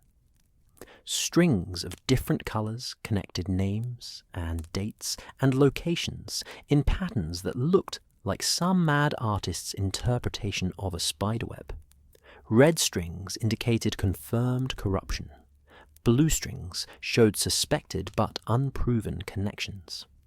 Black strings marked individuals who had met suspicious ends, accidents or disappearances that might not have been coincidental.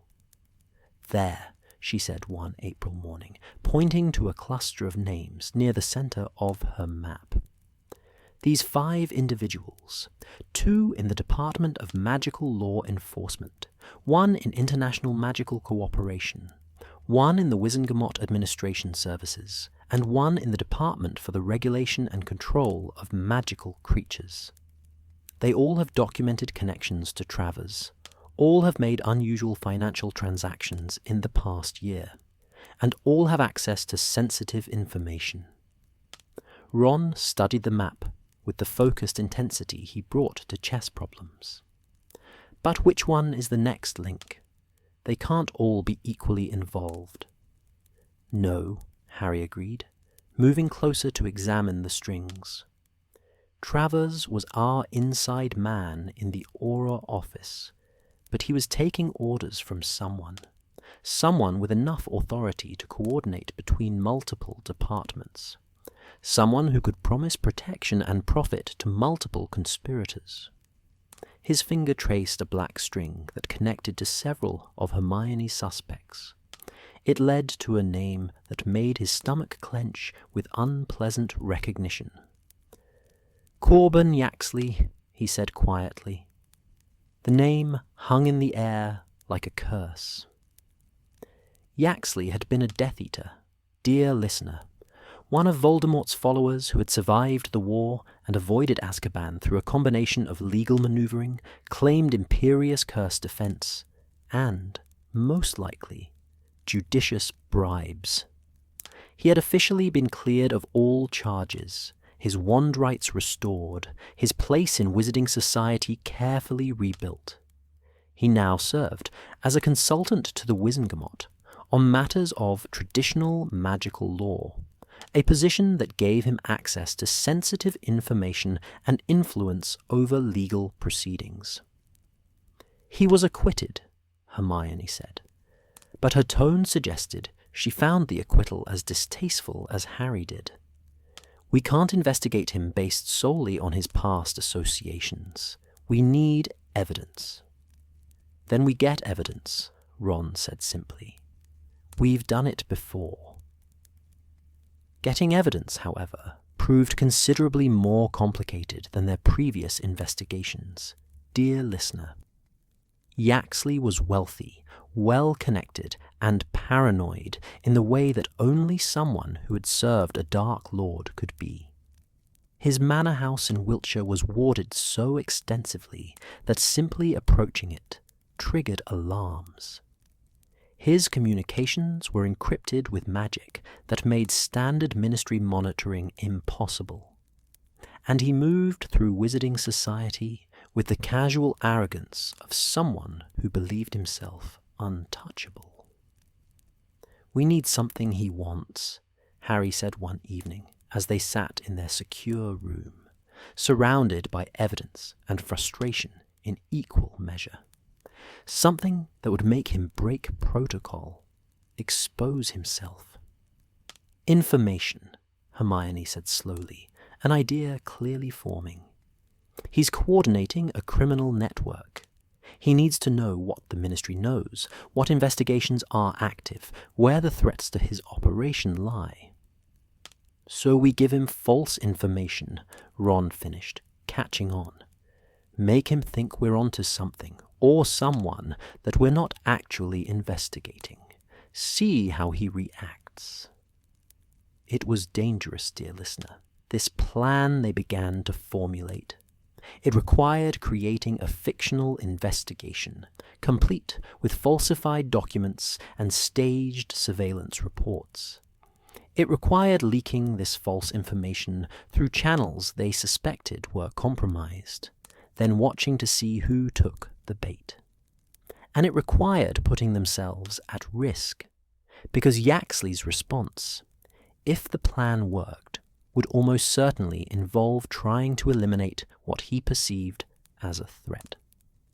Robards listened to their proposal with the expression of a man being asked to approve his own nightmares. When they finished explaining, he sat in silence for a long moment, his scarred hands steepled beneath his chin. "You're proposing to use yourselves as bait," he said finally. "To deliberately expose yourselves to a potentially dangerous criminal network in the hope that they'll reveal themselves by trying to eliminate you." "Yes, sir," Harry confirmed. "That's either brilliant or suicidal. Possibly both." Robard stood, pacing to his office window. "If I authorize this and something goes wrong, if any of you are seriously injured or killed, it will be on my conscience for the rest of my life." "With respect, sir," Hermione said quietly, "if we don't do this, the corruption continues. More trafficked creatures, more dark artifacts, more Aurors walking into compromised situations. Malcolm Travers won't be the only casualty."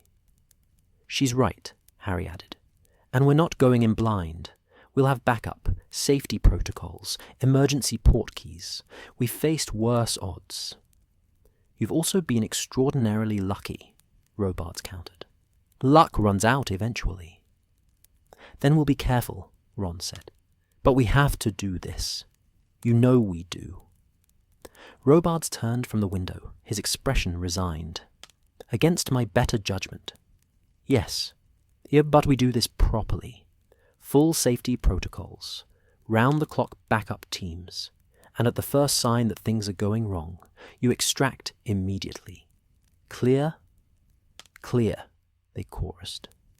The trap was set with meticulous care, dear listener, every detail crafted to be convincing without being obviously false. They created a fictitious investigation into suspicious activities at Gringotts, a sensitive enough target to attract Yaxley's attention, plausible enough to seem legitimate. They drafted reports suggesting they had discovered evidence of gold laundering through goblin accounts, with connections to several prominent pureblood families. They even staged surveillance operations near the bank, making sure to be visible to anyone who might be watching. And then they waited. The response came within a week, though not in the form they expected. Harry was working late in the Auror office, reviewing actual case files while maintaining their cover investigation, when his emergency detection charm activated. A subtle warming sensation against his wrist that meant danger was approaching. He had exactly enough time to draw his wand before the office door burst open and 3 masked figures stormed in, curses already flying. Harry dove behind his desk as a cutting curse gouged a line through the wood where his head had been moments before. His return stunner caught one attacker in the chest, sending them crashing into a filing cabinet.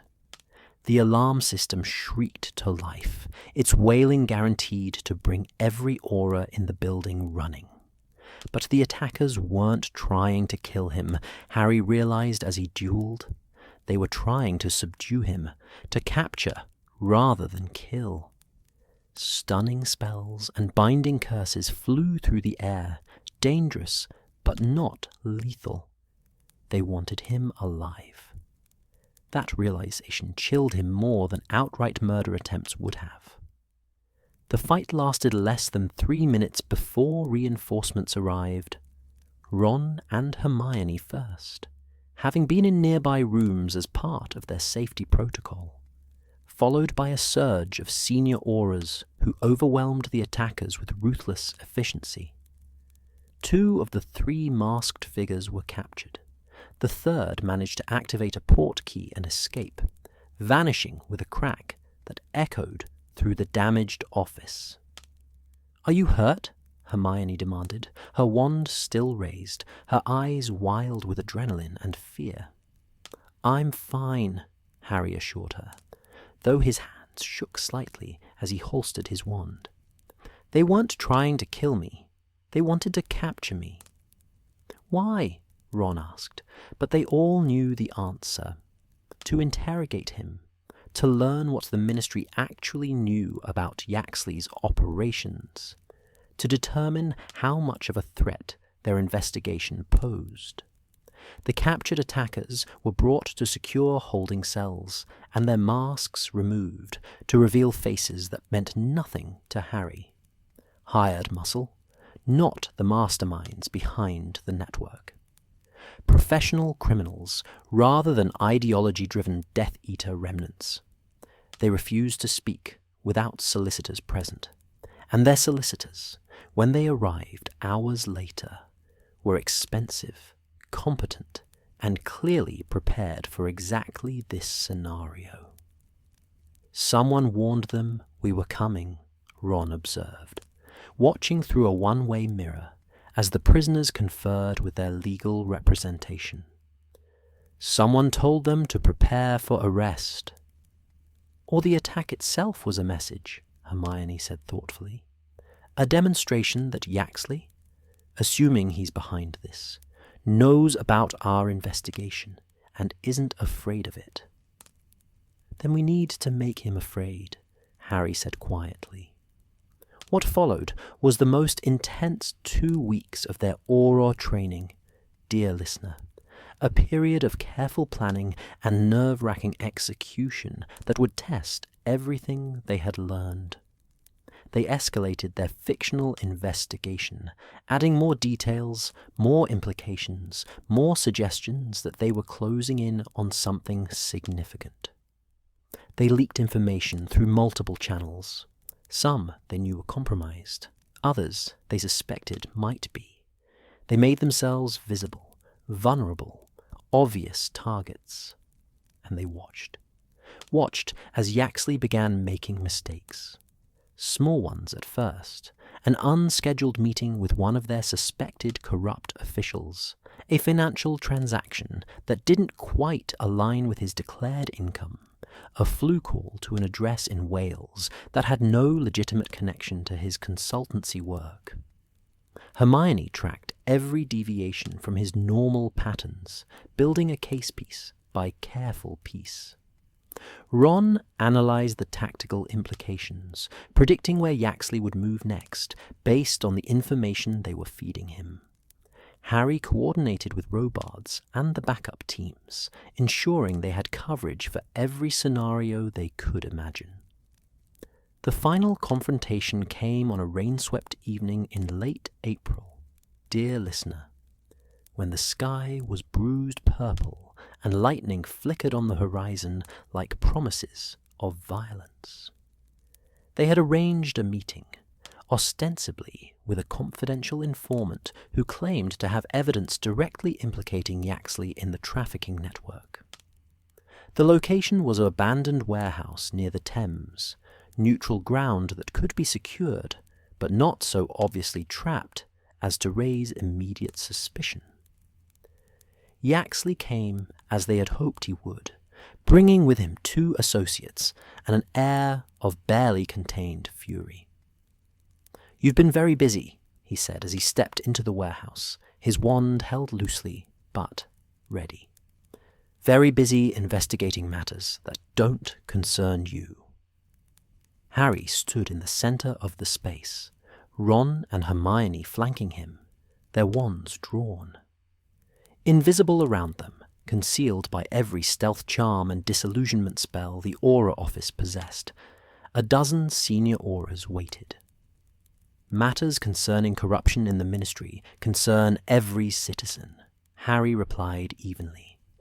"Matters concerning trafficking in dark artifacts and magical creatures definitely concern the Auror office." "You have no proof of anything," Yaxley said, but there was uncertainty in his voice now.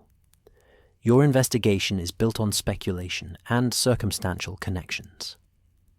We have Malcolm Travers, Hermione said, and Harry saw Yaxley's expression flicker. It was a bluff. They didn't have Travers yet, but Yaxley didn't know that. We have his testimony about the network, about who gives the orders, about you. It was the right card to play, dear listener, the exact pressure point that would force Yaxley into a mistake. You're lying, he said, but his hand tightened on his wand. Travers would never betray you, Ron finished. Funny thing about criminals, they tend to look out for themselves when facing Azkaban. Yaxley's face twisted with rage, and he raised his wand, not to attack, Harry realized with sudden clarity, but to activate something. A signal, perhaps, or a summoning charm, or... Now! Robards' voice rang out, and the concealed auras revealed themselves in a wave of cancelled disillusionment charms. Yaxley spun, curses flying from his wand with desperate speed. His associates joined the fight, and for a moment the warehouse erupted into chaos. Spells ricocheting off walls, smoke filling the air, shouts and crashes echoing through the cavernous space. But this time the auras were prepared. This time they had overwhelming numbers and the element of surprise on their side. This time there were no escapes.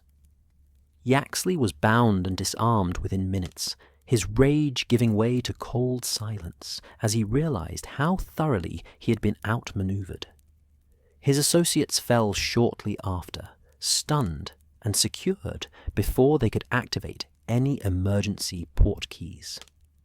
And in the quiet aftermath, as rain drummed on the warehouse roof and the auras began the careful process of arrest and evidence collection, Harry felt something shift inside him. Not triumph, exactly. Not satisfaction. But a sense that justice had been served, that they had protected people who couldn't protect themselves, that the system, flawed as it was, had worked. Yaxley's arrest triggered a cascade of further revelations, dear listener. Faced with undeniable evidence and the testimony of his captured associates, other conspirators began negotiating deals, offering information in exchange for reduced sentences. The network began to unravel. Each thread pulled, revealing more connections, more corruption, more individuals who had chosen profit over duty. It would take months to process all the arrests, to build all the cases, to ensure that justice was properly served. But the work had begun, and Harry, Ron, and Hermione had been instrumental in starting it. Robards called them into his office the day after Yaxley's arrest, his expression showing something that might have been pride. "You did well," he said simply. "All three of you. You identified corruption, built a case, and executed a complex operation without getting yourselves killed. That's more than most senior Aurors manage." "Thank you, sir," Hermione said, and Harry could hear the exhaustion in her voice. They were all exhausted, wrung out by weeks of tension and the emotional toll of suspecting everyone around them. "Take some time," Robards said. "Rest. Process. You've earned it." But rest, Harry was learning, was increasingly difficult to come by. That night at Grimmauld Place, the three of them sat in comfortable silence, too tired for conversation, too wired to sleep. The case was closed, the corruption exposed, the criminals arrested. So why, Harry wondered, did victory feel so hollow? "We did good work," Hermione said quietly, as if reading his thoughts. "We protected people. We upheld the law." "I know," Harry said. "But Travers is still out there, and there are probably others we didn't catch. And in a few months or years, someone else will try the same thing. and we'll have to do this all over again." "That's the job," Ron said pragmatically. "It's not like defeating Voldemort. One big battle, and it's over. It's 1,000 small battles, and you never really win. You just keep fighting." He was right, of course. But the knowledge was heavy, dear listener, heavy like stones in deep water. Outside, spring rain continued to fall, washing the city clean, or at least giving the illusion of cleanliness. And 3 young Aurors sat together, learning that peace was not the absence of darkness, but rather the constant, exhausting work of holding it at bay. Every choice leaves its mark upon the soul, and 3 young Aurors would discover that protecting others sometimes means sacrificing pieces of yourself. Summer arrived like a benediction, dear listener, bringing with it warm breezes and longer days that seemed designed to remind the wizarding world that beauty still existed, despite all the darkness they had witnessed. The Yaxley case had concluded with appropriate fanfare.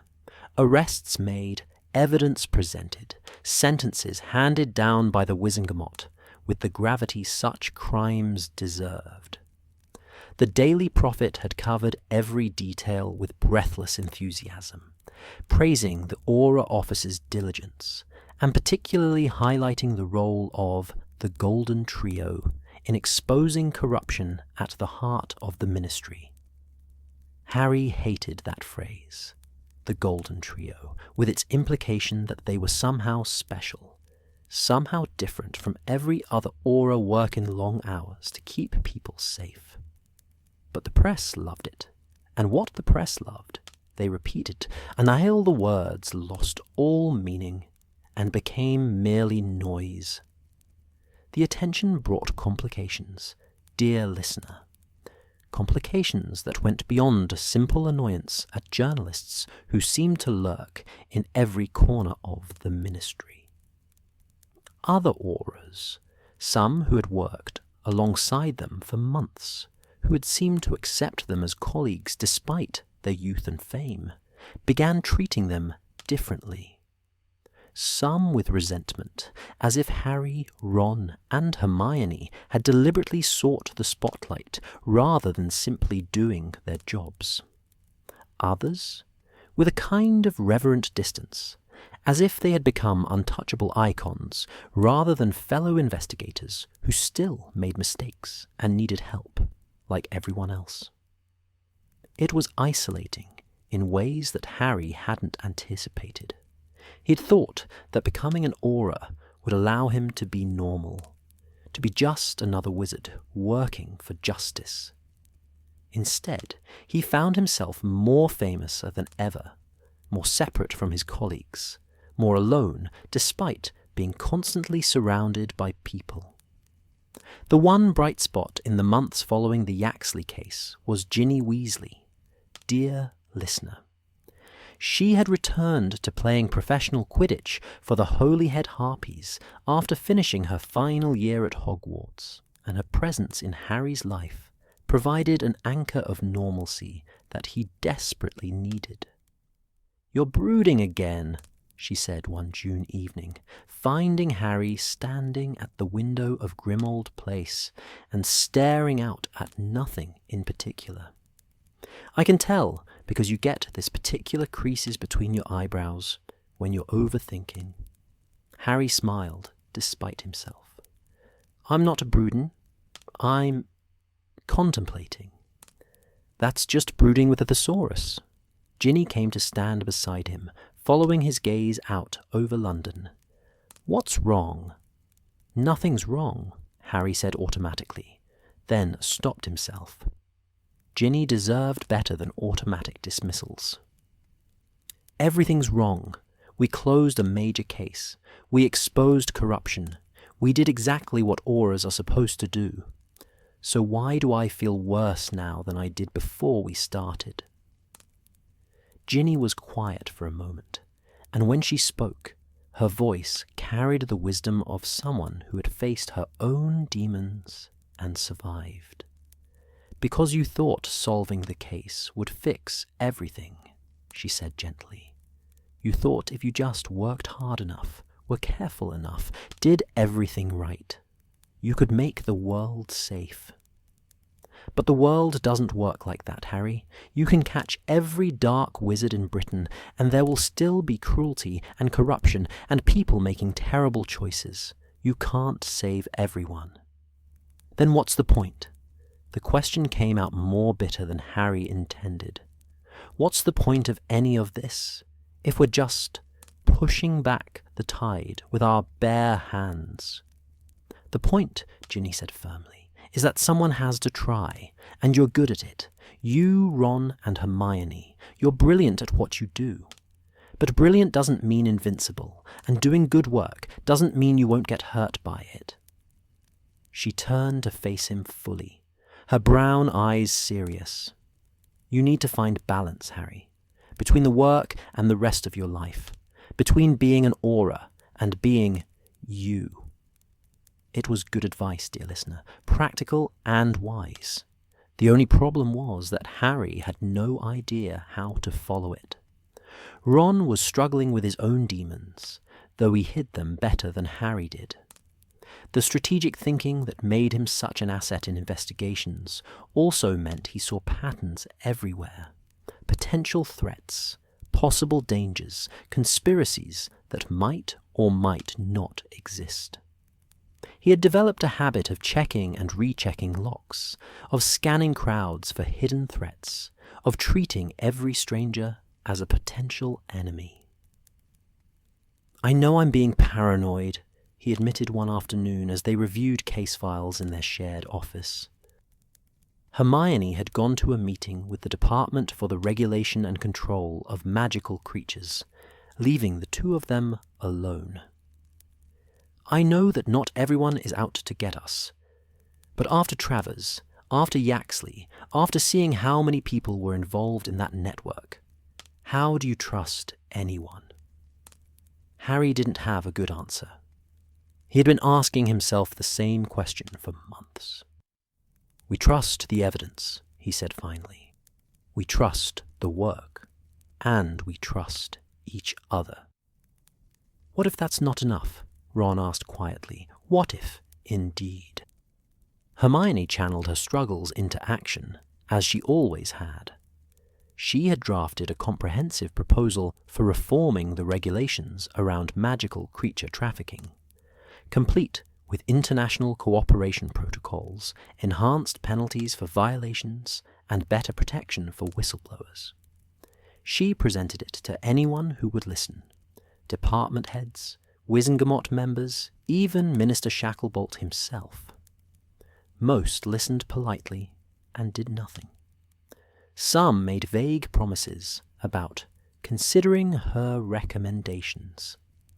A few actively opposed her, arguing that increased regulation would hurt legitimate businesses and strain international magical relations.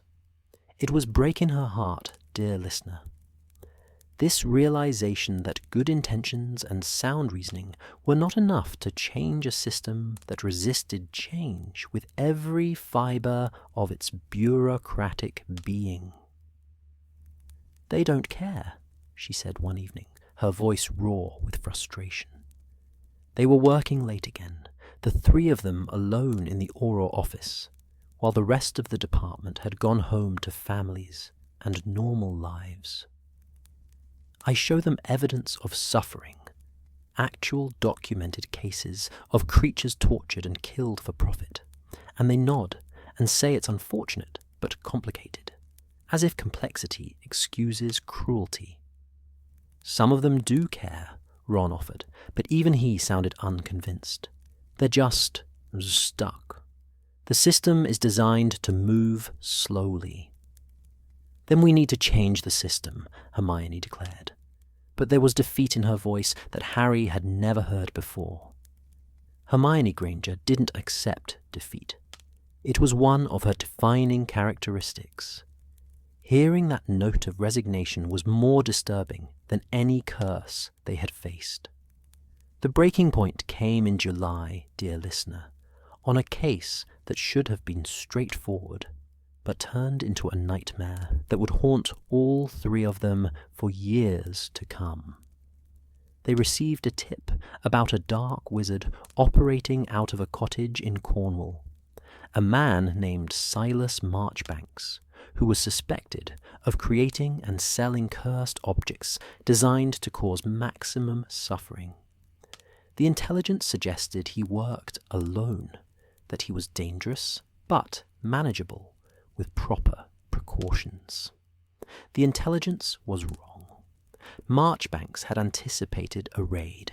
He had warded his cottage with dark magic that their detectors failed to identify fully. And when Harry, Ron, Hermione, and a team of 4 other Aurors breached the door, they walked directly into a trap. The explosion of dark magic was instantaneous and overwhelming. Curses flew from every direction. From the walls themselves, it seemed, activated by their entry.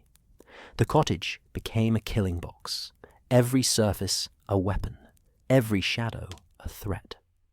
Harry threw up a shield charm that caught 3 curses simultaneously, the impact driving him to his knees. Ron pulled Hermione back as the floor where she had been standing erupted in flames of sickly green. The other Aurors scattered, seeking cover that didn't exist, trying to mount a defense against an attack that came from everywhere at once. And through it all, Marchbanks laughed, a high, mad sound that echoed through the chaos like a death knell. The fight lasted 7 minutes, dear listener. 7 minutes that felt like hours. 7 minutes of desperate survival against magic designed purely to destroy. When it ended, when they finally subdued Marchbanks and neutralized his wards, 2 Aurors lay unconscious, with injuries that would require weeks at St. Mungo's to heal. A third had lost the use of her wand arm, the nerves destroyed by a curse that no amount of magical healing could fully reverse. And all of them, even those physically unharmed, bore scars that went deeper than flesh. They had won. They had captured Marchbanks, secured his cache of cursed objects, prevented them from reaching the public. By every objective measure, the operation was a success. But Harry stood in the ruins of that cottage, surrounded by the acrid smell of dark magic and the quiet sobbing of an injured colleague, and felt something break inside him. This was the cost, he realized. This was what Robards had tried to warn them about. Not the dramatic deaths of war, but the slow erosion of hope and innocence, the accumulation of trauma, the realization that no matter how hard you fought, people still got hurt. They were debriefed at the ministry, their statements recorded, their actions reviewed.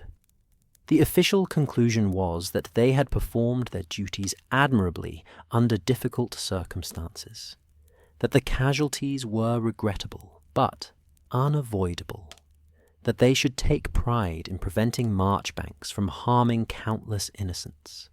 Harry wanted to throw something, wanted to scream that pride was poor comfort for the Auror who would never hold her wand properly again, wanted to demand why they kept being sent into situations where regrettable but unavoidable casualties were simply accepted as the price of doing business. But he did none of those things. He nodded. He signed the reports. He accepted Robard's quiet words of commendation and went home to Grimmauld Place, where he sat in the dark and tried to remember why he had wanted to be an Auror in the first place. Ginny found him there hours later, still in the same chair, staring at nothing. "I heard about Cornwall," she said softly, kneeling in front of him. "Harry, I am so sorry."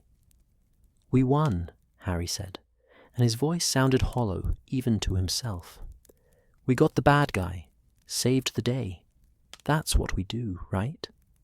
Harry, I used to think there was nobility in this, he continued, the words spilling out now like water from a broken dam. Fighting dark wizards, protecting people, making a difference. But all we're really doing is cleaning up an endless mess.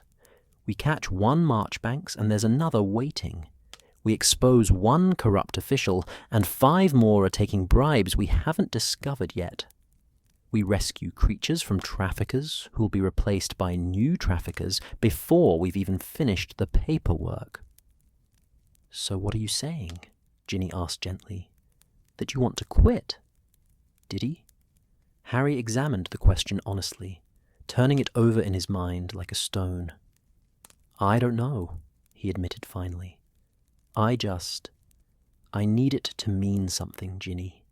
I need to believe that what we're doing matters, that we're not just treading water while the world drowns around us. Ginny took his hands in hers, her grip firm and warm. It does matter, you impossible man. Every person you save matters. Every dark wizard you catch matters. Every creature you rescue matters. The fact that you can't save everyone doesn't make the ones you do save any less important. But at what cost? Harry whispered. How much of ourselves do we sacrifice before there's nothing left? I don't know, Ginny said honestly. But I know you can't keep carrying this alone. You have to let people help you. You have to let yourself be human sometimes instead of always being the hero. That night, dear listener, Harry did something he hadn't done in months. He cried. Not the silent tears he had shed after the war, but deep, wrenching sobs that came from a place of exhaustion and grief and the accumulated weight of too many responsibilities carried for too long.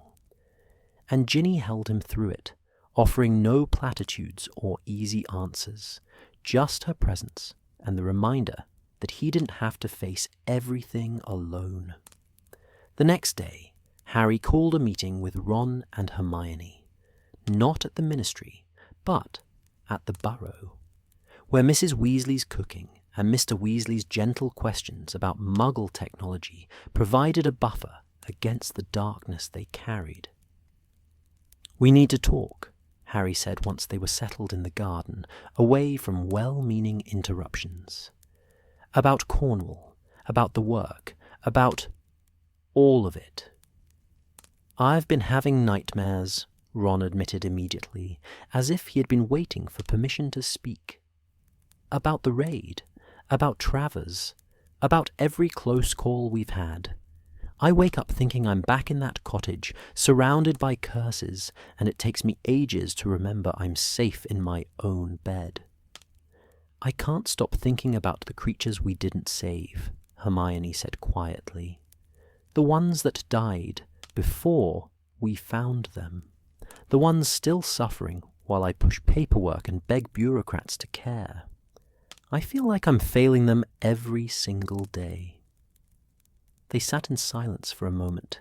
Dear listener, 3 young people who had saved the world, now drowning in the weight of trying to save it again.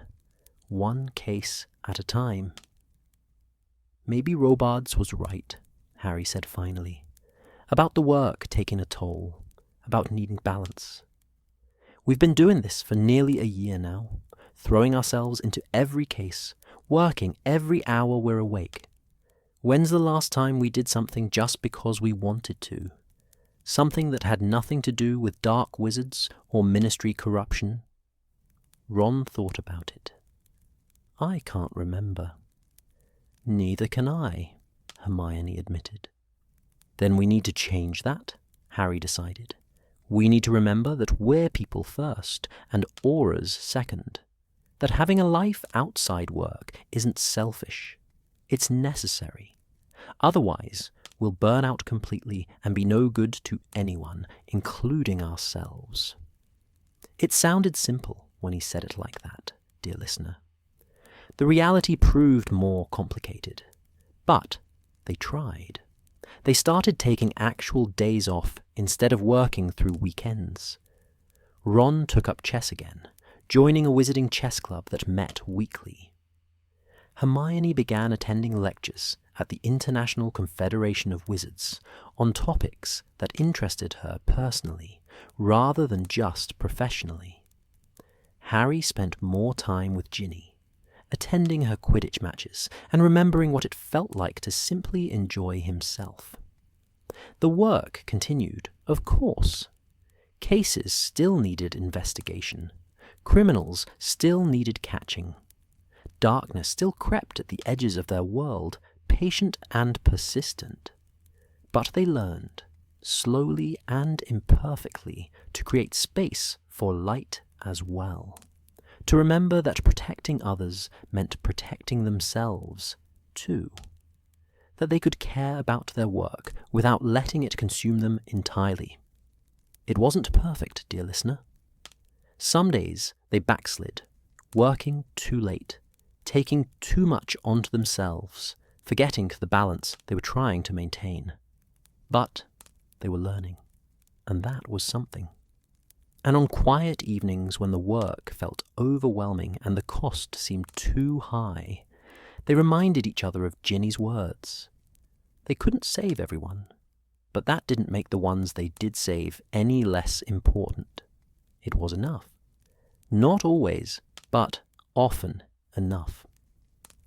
And so the story settles into the tapestry of magical history, where three souls who survived war learned to thrive in peace, leaving footprints in the sand that the tide of time cannot erase. The seasons turned, dear listener, as seasons do, indifferent to human struggles, marking time with the ancient rhythm of the Earth's journey around the sun. 2 years had passed since Harry, Ron, and Hermione first walked through the doors of the Auror office as nervous trainees. 2 years of investigations and dangers, of victories and compromises, of learning what it truly meant to serve justice in a world that rarely offered simple answers. They were senior trainees now, approaching the end of their formal training period.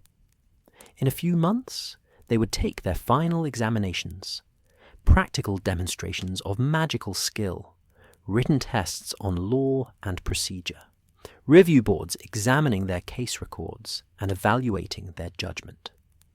If they passed, they would become full Aurors, no longer supervised quite so closely, trusted with greater autonomy and responsibility. The prospect should have excited them, dear listener. Instead, it felt almost anticlimactic, just another step in a journey that had already taught them more than any formal training could encompass. The Auror office itself had changed in those 2 years, shaped by the same events that had shaped them.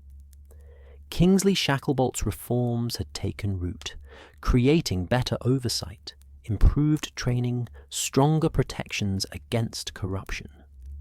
The Yaxley case had exposed weaknesses in the system, but it had also demonstrated that those weaknesses could be addressed, that change was possible, even in institutions as old and set in their ways as the Ministry of Magic. Gawain Robards had been instrumental in those changes, using the momentum from their successful investigations to push for reforms he had advocated for years. The department now required regular rotation of personnel through different divisions, making it harder for any one person to control information flow. Transparency measures meant that case files were reviewed by multiple supervisors, reducing the risk of individual corruption going unnoticed. And perhaps most importantly, trainees were now encouraged, expected even, to question authority when something seemed wrong. "You three changed things," Robards told them one autumn afternoon, nearly 3 years after they had started. They were in his office reviewing case files, a routine that had become almost comfortable through repetition. Not just by exposing Yaxley and his network, but by demonstrating that the system could be questioned. That authority wasn't infallible. Other trainees see what you did and realize they don't have to accept "because I said so" as sufficient justification. "Is that a good thing, sir?" Ron asked with a slight grin. "Sounds like we might have made your job harder." "Harder, yes," Robards agreed. "But better. A department where people are afraid to question orders is a department vulnerable to exactly the kind of corruption you exposed. I'd rather deal with junior Aurors who ask too many questions than ones who blindly follow directives." Hermione had found her own way to create change, dear listener, working within and around the system with characteristic determination. Her proposals for creature protection reform had finally gained traction, helped along by Kingsley's support and the undeniable evidence she had compiled. New regulations now require stricter licensing for creature dealers, harsher penalties for trafficking, and better coordination between international magical authorities. It wasn't everything she had hoped for. Bureaucracy moved slowly, even at its most cooperative. But it was progress. Real, measurable progress that would save lives. She had also become an unofficial liaison between the Auror office and the Department for the Regulation and Control of Magical Creatures, a role that utilized her unique combination of legal knowledge, investigative skill, and genuine passion for protecting magical beings. She split her time between departments now, building bridges and forging cooperation where previously there had been territorial disputes and bureaucratic rivalry. "You're going to end up running the ministry someday," Ron told her one evening, as they reviewed yet another stack of interdepartmental memos. "Minister Granger has a nice ring to it." Hermione rolled her eyes, but Harry noticed she didn't actually deny the possibility. Ron himself had developed into something unexpected, dear listener, a teacher. He had started informally, helping newer trainees understand tactical thinking and strategic planning. But his gift for breaking down complex situations into understandable patterns, for seeing connections others missed, made him a natural instructor. Robards had asked him to formalize his role, developing a training module on investigative strategy that would become part of the standard Auror curriculum. "Never thought I'd be the teaching type," Ron admitted to Harry. "Always figured that was more Hermione's thing, or yours if you'd taken McGonagall up on that defense against the dark arts position." "You're good at it," Harry said honestly. "You make people think instead of just memorizing procedures. That's valuable." And Harry had found something he hadn't expected in the work. Not glory or recognition, though those came whether he wanted them or not. Not even the satisfaction of catching dark wizards, though that certainly mattered. What Harry had found was purpose. Every case they closed, every victim they helped, every small piece of justice they achieved, it all added up to something meaningful. Not in the dramatic, world-saving way of defeating Voldemort, but in the quieter, more sustainable way of making daily life safer and more just for ordinary witches and wizards. He still had dark days, dear listener, still woke sometimes from nightmares of Cornwall, or worse, memories from the war. Still questioned whether the cost was worth it, whether he was doing enough, whether anything they did truly mattered in the grand scheme of things. But those days grew less frequent as time passed, and on good days, days when they rescued someone, or prevented a crime, or simply helped a frightened citizen navigate the magical legal system, Harry felt something close to contentment. Not happiness, perhaps, but a sense of rightness, of being exactly where he was supposed to be, doing exactly what he was meant to do. His relationship with Ginny had deepened into something solid and sustaining, dear listener. She understood the demands of his work in ways that few others could, having faced her own demons and found her own path to healing. They had moved in together at Grimmauld Place, transforming the old house into a real home, rather than just a refuge from the press and public attention. "You're different than you were," Ginny observed one quiet Sunday morning as they sat in the garden that Creature maintained with meticulous care. "Calmer, more settled." "Is that good or bad?"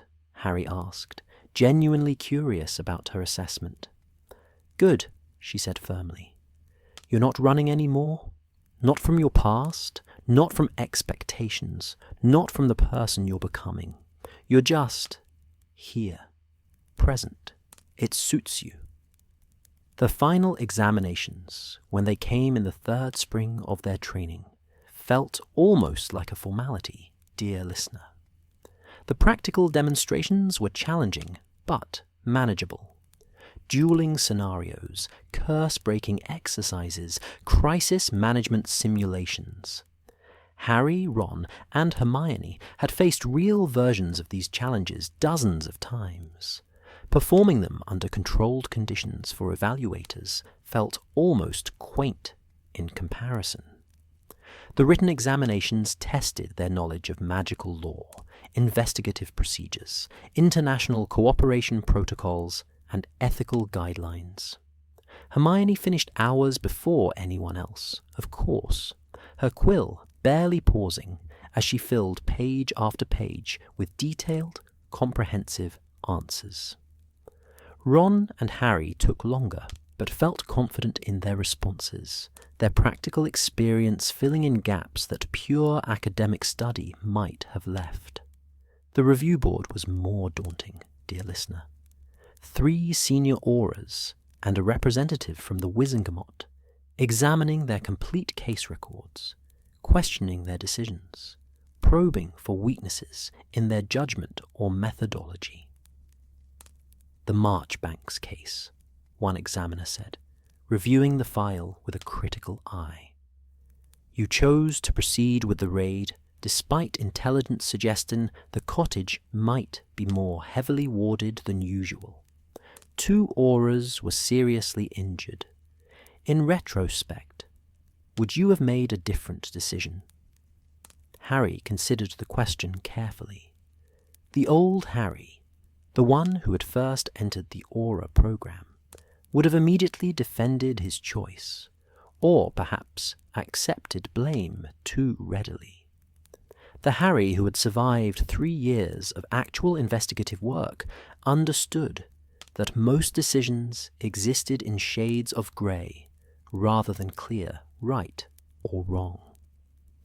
"With the benefit of hindsight, I would have insisted on more extensive ward analysis before entry," he said honestly. "But I also recognize that perfect information is rarely available in active investigations.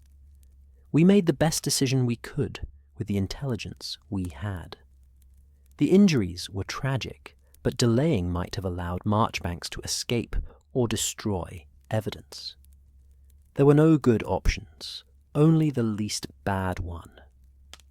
The examiner nodded, making a note. "And did you learn from this experience?" "Yes," Harry said. "I learned that caution and thoroughness aren't cowardice. That taking an extra hour to analyze a situation properly is almost always worth it. And that protecting my team is as important as catching criminals." Similar questions followed, each one designed to probe how they had grown, what lessons they had internalized, whether they possessed the judgment necessary for unsupervised work. It was exhausting, dear listener, but also strangely cathartic, an opportunity to review their journey, to acknowledge mistakes while recognizing growth. When the examinations concluded and the results were posted a week later, none of them were particularly surprised to see their names on the list of successful candidates. They had earned this through hard work and sacrifice and a willingness to learn from both successes and failures. The graduation ceremony was held in the ministry atrium on a warm June morning, dear listener, with families and colleagues gathered to witness 23 new Aurors take their oaths of service. Kingsley Shacklebolt himself presided, his deep voice carrying to every corner of the vast space as he spoke of duty and justice, and the importance of protecting those who could not protect themselves. When it was Harry's turn to step forward and receive his Auror badge, a simple piece of enchanted metal that would identify him as a fully qualified investigator, he felt an unexpected surge of emotion. Not pride, though there was some of that, but gratitude, perhaps, for the opportunity to transform his pain and trauma into purpose, for friends who had walked beside him through darkness, for mentors who had taught him that heroism wasn't about grand gestures, but about showing up every day and doing the work that needed doing. The Weasley family had come in force, dear listener, filling an entire section of the atrium with their distinctive red hair and boisterous energy. Mrs. Weasley wept openly as Ron received his badge, and Mr. Weasley beamed with such fierce pride that Harry felt his own eyes sting with sympathetic tears. Hermione's parents were there too, still adjusting to their restored memories and their daughter's place in the magical world, but clearly bursting with pride at her achievement. And Ginny stood near the front, catching Harry's eye and offering a smile that warmed him more than any official recognition could. After the ceremony, there was a reception, champagne and canapes, and colleagues offering congratulations. But Harry found himself drawn to a quiet corner where Robard stood, observing the celebration with his characteristic reserve. "Thank you, sir," Harry said simply, "for everything, for taking a chance on us, for pushing us when we needed pushing, for believing we could do this." Robard studied him for a long moment, his weathered face unreadable. Then he smiled, a rare, genuine expression that transformed his usually stern features. "You've become good Aurors," he said, "all three of you, not because of your fame or your war records, but because you learned to work within the system while maintaining your integrity. That's harder than it sounds. Most people either get corrupted by the system or burn out fighting against it. You've found a middle path, changing what needs changing while respecting what works."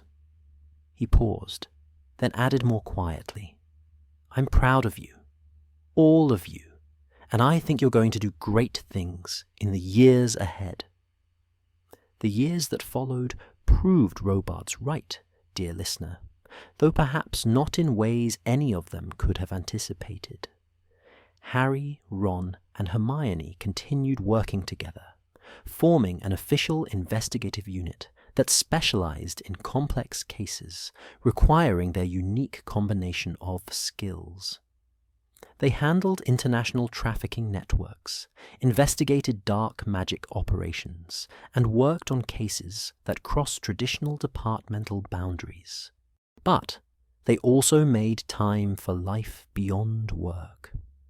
Ron married Hermione in a ceremony that blended wizarding tradition with touches of Muggle sensibility, creating something uniquely theirs. Harry and Ginny followed a year later, their wedding held at the Burrow, surrounded by family and close friends, rather than the elaborate public spectacle the press had hoped for. Children came, dear listener, Rose and Hugo for Ron and Hermione, James, Albus, and Lily for Harry and Ginny. The next generation, born into a world made safer by their parents' work, though still imperfect and still requiring constant vigilance. The three of them learned to balance parenthood with their duties as Aurors, learned that protecting their own children meant continuing to protect all children by fighting against darkness in its many forms.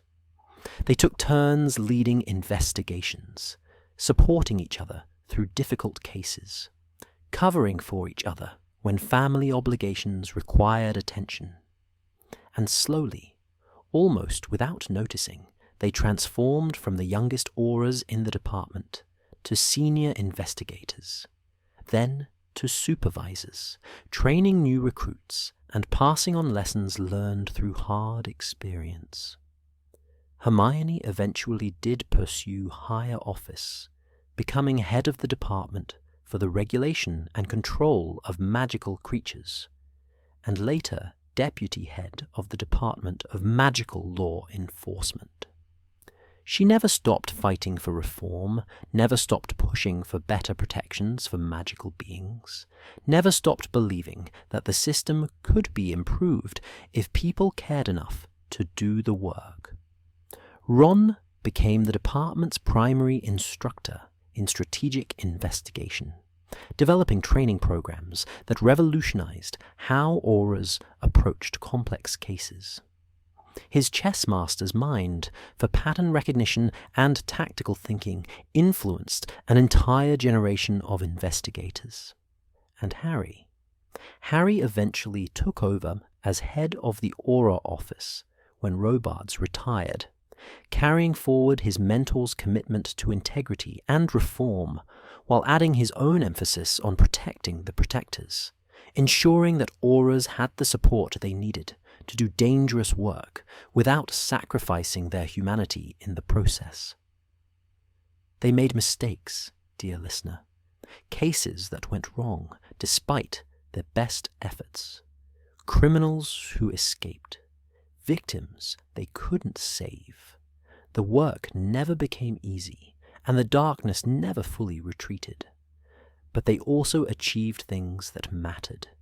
They built a department that valued transparency over secrecy, that encouraged questioning over blind obedience, that recognized that the best investigators were those who maintained their moral compass while operating in morally complex situations.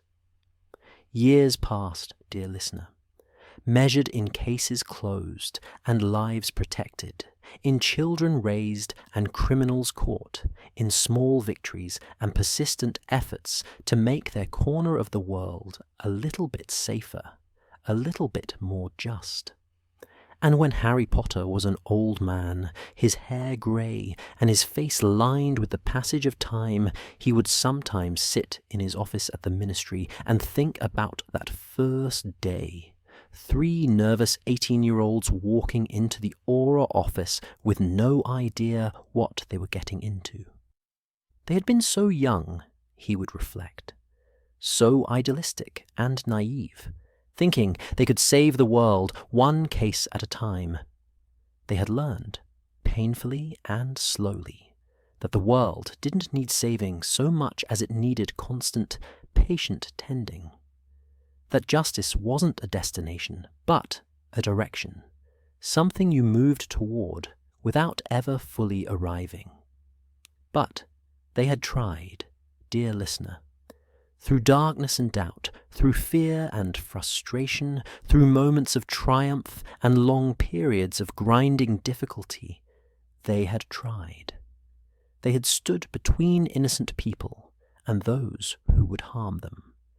They had fought for creatures who couldn't fight for themselves.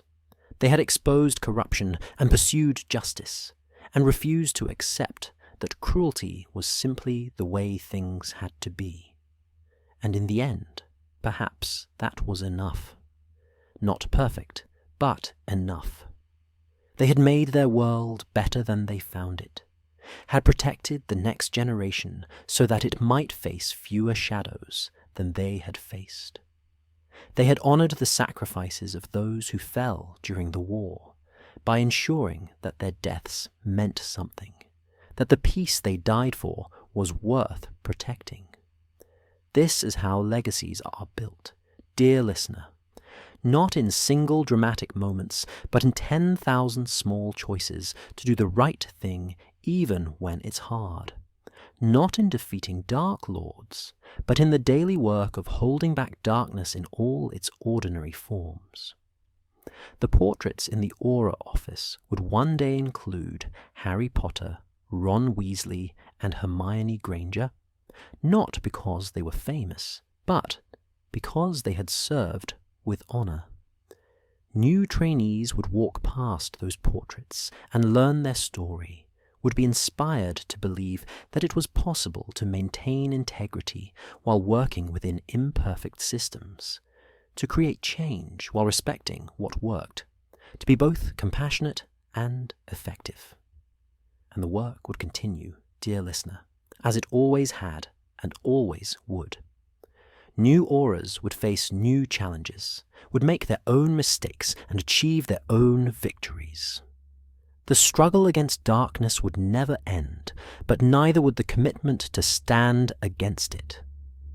This is the nature of service, dear listener. This is the cost and the reward of choosing to protect others, to pursue justice, to believe that small acts of courage and kindness matter in a world that often feels too large and too complicated for individual effort to make a difference. Harry, Ron, and Hermione learned this lesson slowly and painfully over years of service. They learned that heroism wasn't about being special or chosen or destined for greatness. It was about showing up, day after day, and doing work that needed doing. It was about maintaining hope without naivety, pursuing justice without self-righteousness, protecting others without losing yourself in the process. And perhaps, dear listener, that is the greatest magic of all. Not spells or potions or ancient enchantments, but the simple, profound choice to care about others, and to act on that caring, even when it's difficult, even when it costs you something, even when you can't be certain it will make a difference. Rest now, dear listener. Let this story settle into your heart like snow falling on old stones. Let the image of 3 friends, grown into wise protectors, walking the halls of the ministry with purpose and grace, carry you gently into dreams. Their story continues in the work of those who follow, in the lessons they passed on, in the world made safer by their service. But tonight, their tale finds its peaceful resolution, not in endings, but in legacy, not in retirement, but in the knowledge that what they built will endure. Sleep softly, dear listener. Let the magic of their story weave itself into your dreams. Know that courage takes many forms, that justice is worth pursuing, that friendship sustains us through all trials. And rest, dear listener, rest in the knowledge that even in a world of shadows, there are those who choose to be light. Good night, and may your dreams be peaceful. Ending. The story of Harry, Ron, and Hermione, the Auror Trio, lives on in the annals of magical history, dear listener, not as legend or myth, but as testament to the power of choosing service over glory, justice over vengeance, and hope over despair. Their names are spoken with respect in the halls they once walked as nervous trainees. Their methods are studied by those who seek to follow in their footsteps. Their legacy is measured not in monuments or accolades, but in the countless lives protected by their work and the work of those they inspired. And on quiet nights, when the ministry sleeps and moonlight streams through ancient windows, their portraits smile down from the walls. 3 friends, forever young in paint and memory, forever bound by the choices they made and the principles they upheld. The magical world turns, seasons change, new challenges arise. But the light they kindled continues to burn, steady and sure, a beacon for all who choose to serve, to protect, to stand against darkness in whatever form it takes. This is their legacy, dear listener. This is how their story ends and begins again. In every new generation that chooses courage over comfort, duty over ease, justice over expedience. Sleep now, dear listener. Let peace find you in the darkness. Let dreams carry you gently through the night. And wake tomorrow knowing that in a world of magic and mystery, the greatest power is still the choice to care, to try, to serve. Good night, dear listener. Good night. And may your rest be deep and dreamless, your awakening gentle and full of hope. The story is complete. The legacy endures. Sleep well.